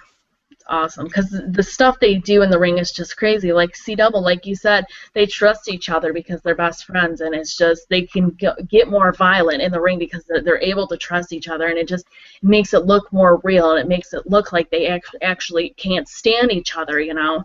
And it's awesome. The whole thing's awesome. And like, hey Joe, welcome back. Yeah, thanks. My apologies. My phone overheated. Back. I can't hear Joe. Can you hear me? Joe? I can hear him. All right, go ahead. My apologies. My phone overheated. As you were saying earlier, C-Dub, you know, yeah, maybe as a worker he reminds us more of Shawn Michaels, but the Ascension reminds me a lot of Triple H. And just great build. The finish to this match with the cinder blocks, I want to talk about that for a second. It was an interesting finish, and you seem like you're an indie fan, C-Dub. You're knowledgeable about Jon Moxley's career throughout the indies. Reminded me a lot of the gimmicked when he did the saw to the face. I forgot if he was wrestling Sami Callihan or who exactly he was wrestling. I think it was Sami Callihan, and he did the saw to the face that was gimmicked. Reminded me a lot of that. Great finish. I mean, obviously those cinder blocks were gimmicked. They went powdery awfully fast. If you actually got curb stomped at a bed of cinder blocks, the cinder blocks probably wouldn't give like that, and Dean Ambrose's face would be forever mangled. But it was a great way to write him off, and you know, I'm relieved to hear he'll only miss a pay-per-view or two. He'll be back for some of our Hell in a Cell, and maybe we can get a Hell in a Cell match with the two of them as a blow-off. Definitely. C-Double? Well, I'm sorry. There's some technical issues. I don't know. I'm trying to make sure everything's working here for me. So, Joe, I apologize. I was trying to hear you, but for some reason I could faintly hear you. But no, man. Look, this match was match of the night. Um, let's go ahead and say that it was definitely match of the entire shows, both of them combined. And what was it? The lumberjack match itself was incredible. I don't ever remember a lumberjack match being that entertaining. Yep. And then you add this match, no DQs, no holds barred. These guys went full throttle, and like I said, when you have a friend in a business that you trust, then you can work with. That's kind of like I've seen guys, explain this to me. It's beautiful. It's one of those they went at it. Didn't have to bust themselves open wide open and crap like that. Sometimes people are like, oh, we just want blood. No, they didn't need that. These guys really are good at what they're doing. So let's talk about this match. Yeah, you had Kane do the interference. You have to have somebody interfere. It doesn't make Seth totally weak. Seth is still strong. I get where people are like, yo, he never wins a match on his own. He's a heel. He sold out or he bought in. Come on. He's got to get heat. That's, it just aggravates me. People are, it's like this moral code. Oh, you're a heel. You must do it like this. Hello. Look at Triple H's fights back in the day. He freaking screwed everyone over. I mean, he didn't think twice. He would do it twice on Sunday and a couple other times. It's like that's who he is. You've got to, understand that's just kind of the ring science. Dean is a wealth of knowledge. He's that guy that is crazy. You don't have to write so much for him. Heck, he doesn't even need a belt, to be honest with you. He's one of those guys that is captivating on his own. And, with what you call Seth Rollins, he's got a lot of potential. I love what I saw. The curve stomp on the concrete or the cinder blocks that cracked very easily. But anyway, it was really cool. It really was cool because that was something different. You didn't ever see that a lot. You don't ever really see it. So, that was something different. So you got to go there. You got to look at it and go, for everything we've went on with WWE about this PG era and how they are just missing on the boat, they really aren't. They're really trying to get aggressive. They're trying to do different things. And I'm going to tell you, you're seeing the cornerstones of this next business, and it's Dean Ambrose. It is Seth Rollins. It is Roman Reigns. It's going to be Prince Devitt. It'll be, Kitana. It's going to be, Craig Gable. It's going to be, Sami Zayn when he comes up. You got guys coming up that's going to light this business on fire. Just remember, treasure these moments because when you get guys like this, that you got to support them, you got to give them the chance.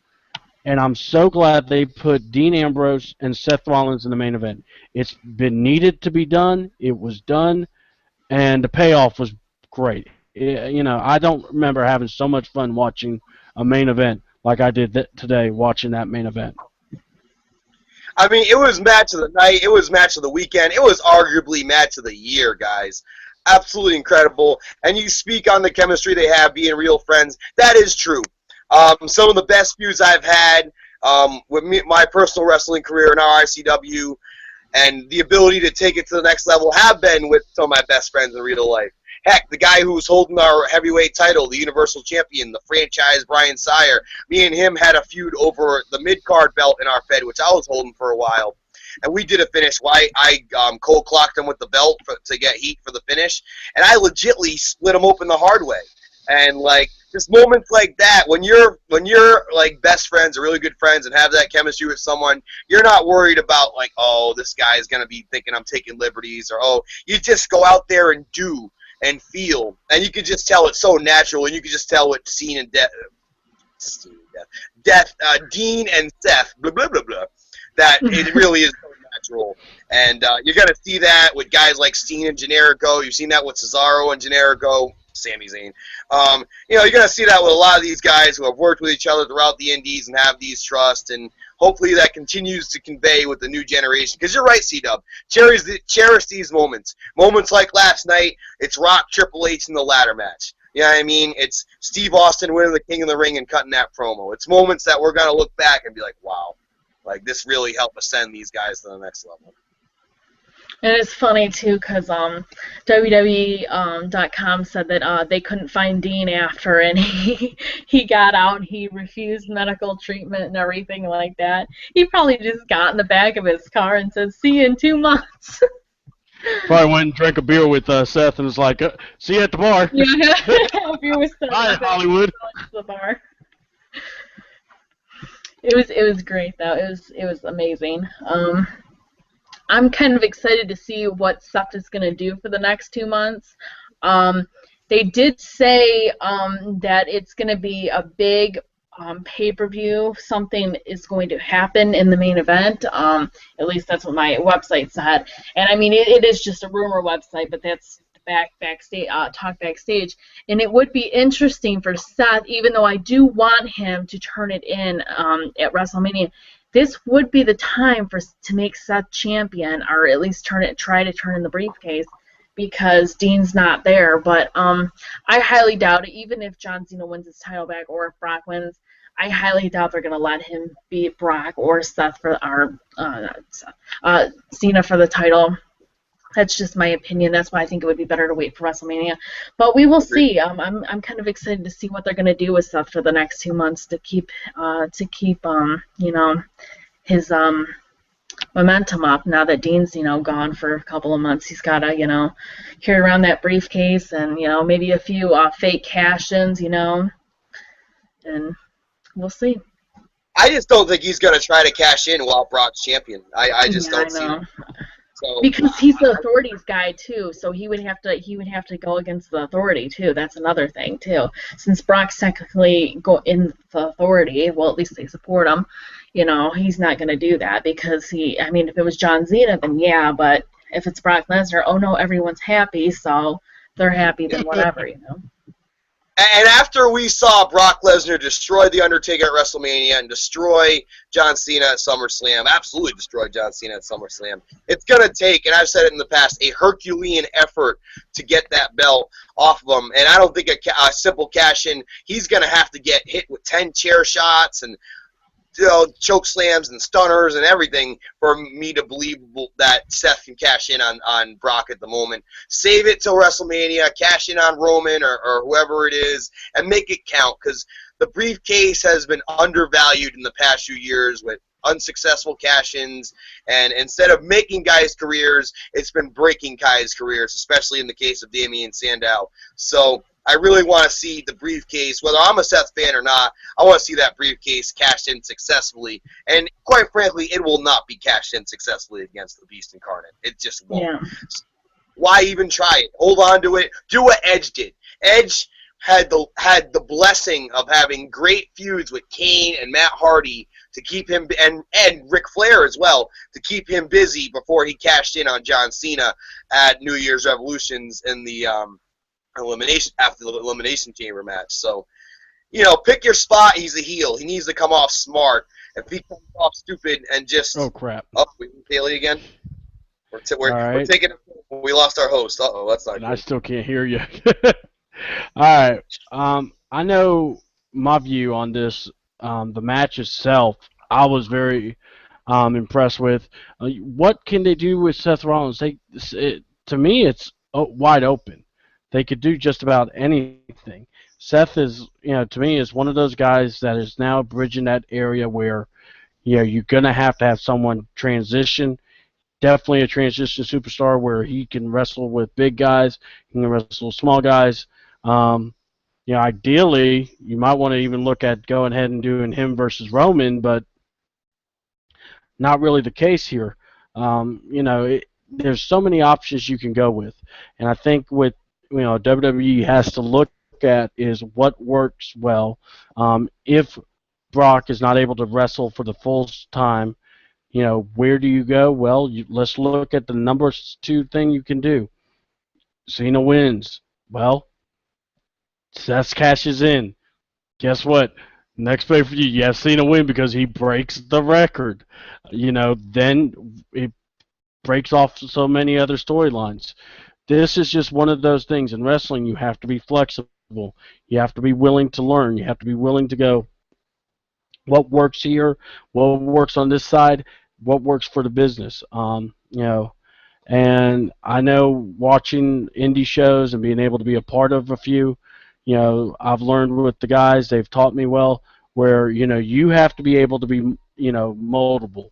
Got to be able to flow, got to be able to wrestle, you got to be able to know what you have to do when that happens. Welcome back there, Miss Haley. Too many technical difficulties today. Sorry about that, guys. It is okay. It won't happen when I get my furnace fixed. From my basement flooding. Oh my God. Ugh. So, but yeah, basically what I was saying was, it's just, Seth. I agree with what y'all are saying. Seth Rollins, definitely that next big superstar.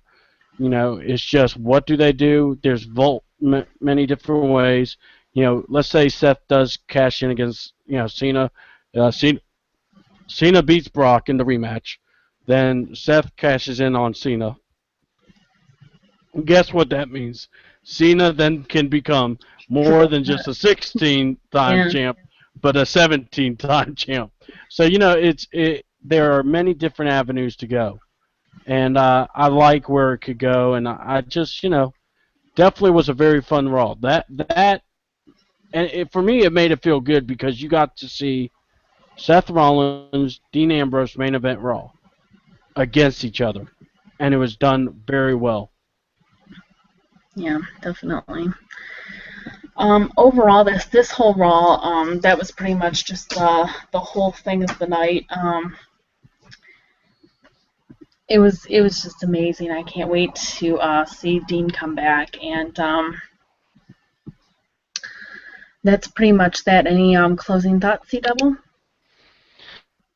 Thank you for bringing me back out of the grave. A lot of issues happen, and I've had quite a few challenges on my end, and still fighting through a lot of it. But the thing is, it's good to talk wrestling. That's really why we're all here, is to talk wrestling, is to talk, our views, what we see, and to know that there are people out there that want me around to do shows with. I'm very honored and very respected to be a party with you guys. I love what you guys are doing. Definitely subscribe to the Wrestling Throwdown. Also, I'm going to do a little cheap pop plug for me. I will be doing All Wrestle Talk Nation, and I guarantee you guys, you want to be a part of it. Basically, you're going to see it. It's going to be unique. We're going to try to do everything all within an hour, maybe an hour and a half. It just depends. But, if the conversations are there, we'll do it. If not, we move on and we have fun. But, Haley, thank you so much for having me. My views on Raw is real simple. Yeah, Brock's champ, not happy about it, but you know what? I can still look on the bright side. I can always go, you know what? Wrestling's a rotating sport or a rotating industry where things happen, and one week you may not like it, but the next week you'll love it. So you just stand in the fight and just know for every up there's a down, and for every down there's an up. Yeah, definitely. I do think it would be interesting to see Brock Lesnar turn face for this. If Paul Heyman does join John Cena, I don't really see it happening. I think they're either both going to join Paul Heyman, or I don't know though, because they don't like having more than one person for Paul Heyman. If you haven't noticed, the Curtis Axel and the Ryback thing didn't last very long. He had to drop them for Brock Lesnar, and then when he got Antonio Cesaro for that little bit, he dropped him for that. It's just, they don't like Paul Heyman having more than one person. They want him to focus on one person. And that is probably the smartest idea, because he's the man, and his promos are just amazing, and he needs to focus on just one guy. And Brock is mostly his guy. So I think if he does join John Cena, they're either going to have to both be together, or and like work together as like kind of a stable kind of thing. Could you imagine those two together? Jesus. Oh, that would just be crazy. They would be unstoppable. I think the internet world would go berserk. I think they'd love it. They would just go crazy, and they would just love it. Joe dropped out. I kind of wish he would hurry up and so we can close this show out. But guys, don't forget to subscribe to us and follow us on Facebook. Join our group and follow us on Twitter. I will put all the links in the description, and don't forget to subscribe to Joe's channel too. I'm going to put his link in the description. And C-Double, I will put your link in the description too as well. You just got to give me that. But it's pretty late, guys, right now. I was going to do TNA and SmackDown. I might only be able to do TNA later on tonight, but I'm going to eat something first. But stay tuned because, like I said, you know, C-Double, it's great to have you back. I'm so glad to finally be able to talk wrestling with you. It's been far too long. I'm very glad that you agreed to be on the show today because, like I said, you were the star of the show. You're always the star of the show. And you and Joe together, you just, both of you, I feel like you guys can both talk to each other for hours, and it's great.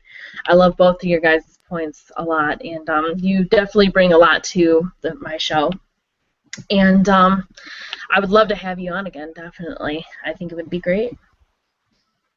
Well, I'd love to be a part, and, you know, anything I could do to help, I'm more than welcome. I'm more than glad to be a part of it, and, you know, basically it's like this, guys. I'm back. Let's ride. And I'm glad you are back. Well, I think Joe just wants us to close it out, so I will see you guys in the next one, and it has been fun, and don't forget to subscribe. I will put all the links in the description. Have a wonderful day.